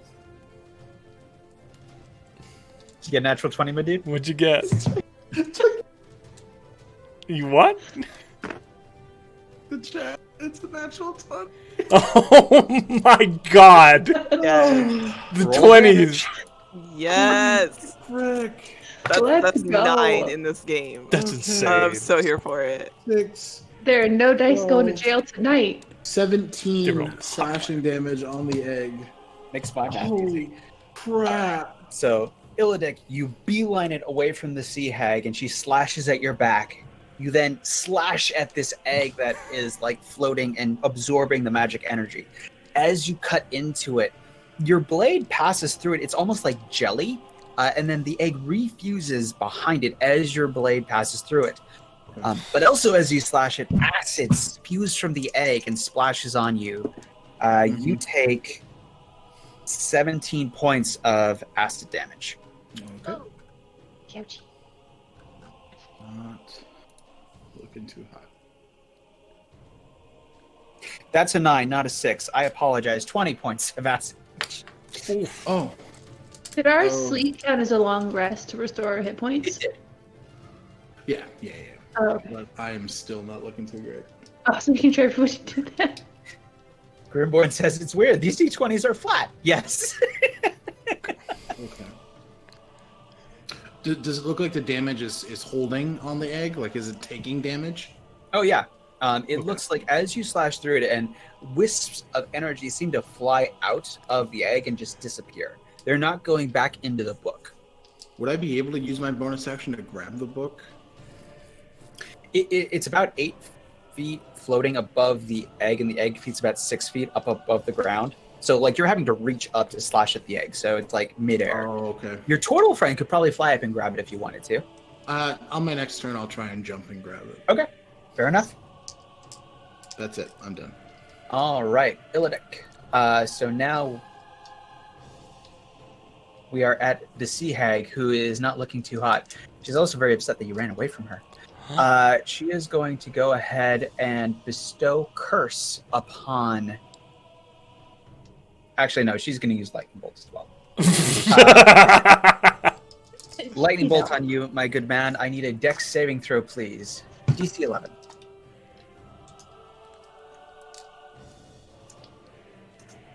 That is a 10. 8 points of lightning damage. You got your +3 there? Yeah. All right, so that's going to be 4, 8, 12, 15, 20, 25. I'm unconscious. I have a quick retcon.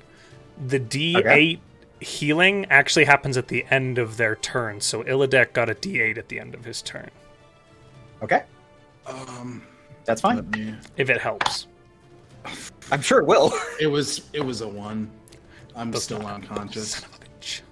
So after slashing the egg, the sea hag conjures forth this ball of lightning from her claws and shoots it out, hitting Illidic in the back, and he falls limp into the puddle of water. And he's standing over by me, correct? Because I took my movement up to 10 feet from the egg. In there? Okay. I just wanted to make sure for reference. Thank you. All right, that's going to be the sea hag's turn. Quack, you are up. And are you within 30 feet of my sea hag? Yeah. Pretty sure you're not. You said you're farther away, right? Well, where is the dragon? Because that's who I'm near. He's about 15 feet away from like the edge of the pond. So no, you are outside of 30 feet. Okay. How far am I from Boo? I'm gonna say that you could get to him in your full movement. All right. Angles make all the difference here. Yeah. I am going to absolutely head straight towards him with like a bellow. But I will try. I assume I'm taking an attack of opportunity from the dirge as I break from melee combat with him. Yes, you are. And he's gonna miss terribly. Ting! As I'm charging Turtle shell. forward, I will. I'm going to cast Dispel Magic at 4th level. Okay. On the spell affecting the egg. Are you casting it on the egg or on the book? I'm torn because I don't want to destroy the book. That's why I hadn't done it before. I can choose an object or a magical effect within range. I mean, it would just end the spell. It wouldn't destroy the book. Okay. I will cast Dispel Magic on the book at 4th level. Okay. So what happens at 4th level is that I automatically end the effects of the spell on the target if the spell's level is equal to or less than the level of the spell slot I used. So if it's 4th level or less, it immediately ends, no challenge. Okay. And then if it's higher than 4th level? If it's higher than 4th level, oh, I hate you. Then any spell ends. For each level above 4th level, you have to set the DC for me. So it's 10 plus the spell's level. So whatever the spell's level is, I have to beat that on a DC 16. It is a 6th level spell. So that's a DC 16. 16. Okay. So Now, my hags are all out of counterspell slots, so it's just on you, man. It's Can on you this make roll. DC? okay, that's a 12 plus my spell attack, right? Just double check. Yes. So that is questioning 20. questioning 20. So as you see your beloved collapse into the pool of putrid acid-filled water, you let forth this purple wave of energy that collides with the force that was drawing energy from this book. And the two wispy white and purple tendrils intertwine and shatter. And both the book clinks off the egg and falls into the water. The egg peels open, revealing underdeveloped draconic figure that collapses into the pool. At which point you see the only visible hag, the sea hag. Her eyes grow wide with fear. She dives into the pool of water and disappears. Citrid spreads his wings and flies out of the cave opening. And you are left alone with a diminished spellbook and a presumably dying dragon. Immediately, 3rd level cure wounds into my boy. One moment. Sorry, guys. I guess as I look over, make sure that he's taking care of his boo there, I'll run over to the seemingly underdeveloped dragon. Okay.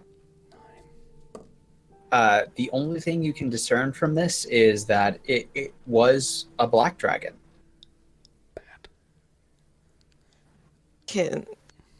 Does it look like it's steaming? Like, does it have acid on it, or is it just laying in this pool of water?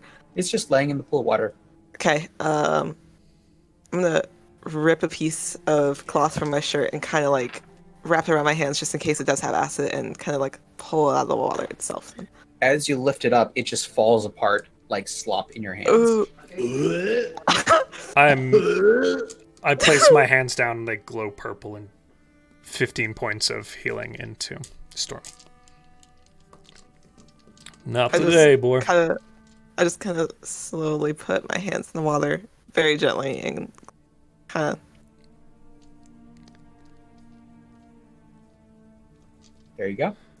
Magnolia takes out the piece of paper that had the checkbox on it. Defeat the coven. Just crumples it up and throws it in the water. This water is getting very dirty. This water is dark.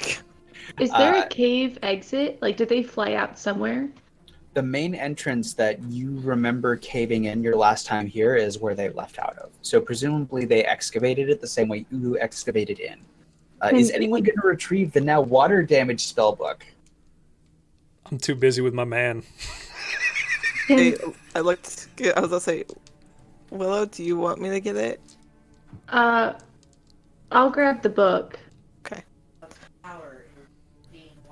Well, you all have successfully completed your task of retrieving the spellbook and laying Sarah's ashes to rest. Perhaps not the most definitive victory that you were hoping for. The drowned coven still is at large, along with Citrid, the half-dragon general. But whatever the coven was attempting to do with this infant dragon, you have foiled. So you can consider yourselves victors. One final note. Willow, you retrieved that white feather that the green hag dropped, correct? Yes. All right. You never showed your angelic presence during this entire campaign. The trigger for that is that you had to, typically with wisdom saving throws, the lower you roll, the worse it is. I was going for high. The higher the number, the worse the experience was for you. Okay.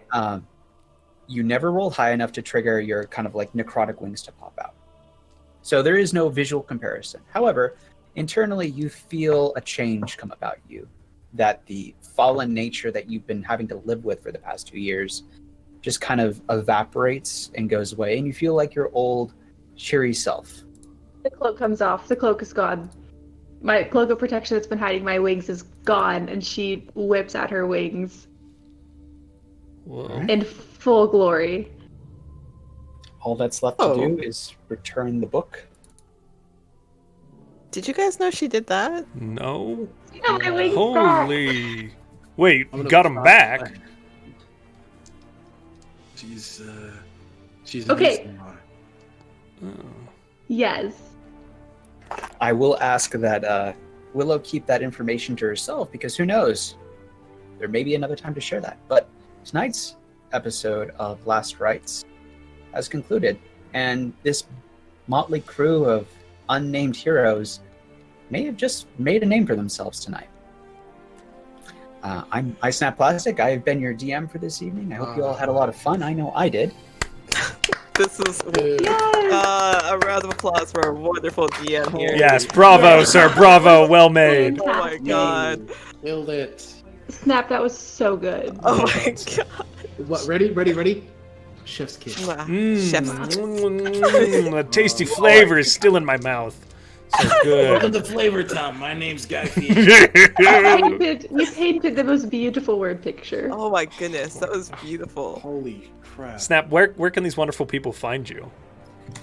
You can find me on TikTok, on Instagram, and on Twitch at iSnapPlastic, I_snap_plastic, where I do all of the plastic things, like build the giant plastic thick boys. Beautiful. You can check me out on Tuesday nights where I build, Thursday nights where I talk nerdy stuff with the rest of Side 7, Sunday nights where I paint, and every single day on TikTok when I post videos of my internal craziness. And what about Alec? Where can people find you, my friend? People can find me on TikTok and at Commune DM, Instagram, Commune_podcast. You can find Commune the DM's Essentials Kit anywhere you find your podcast, Anchor, Spotify, iTunes. Yep, we post episodes every Friday. Next Friday, I'm going to be sitting down with Weston, Arcane Anthems, and having a really wonderful discussion. Amazing. Look out for that. Ivy? Yeah, I'm Ivy. I'm Gamer the Girl. You can find me on Instagram, TikTok, Discord.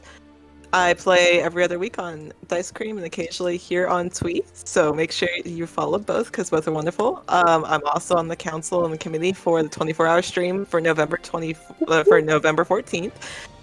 So if you guys are interested in helping support Doctors Without Borders, that is who we're supporting. And some of our lovely people here tonight are on it, and we're super excited. So November 14th on The Show is a Mimic.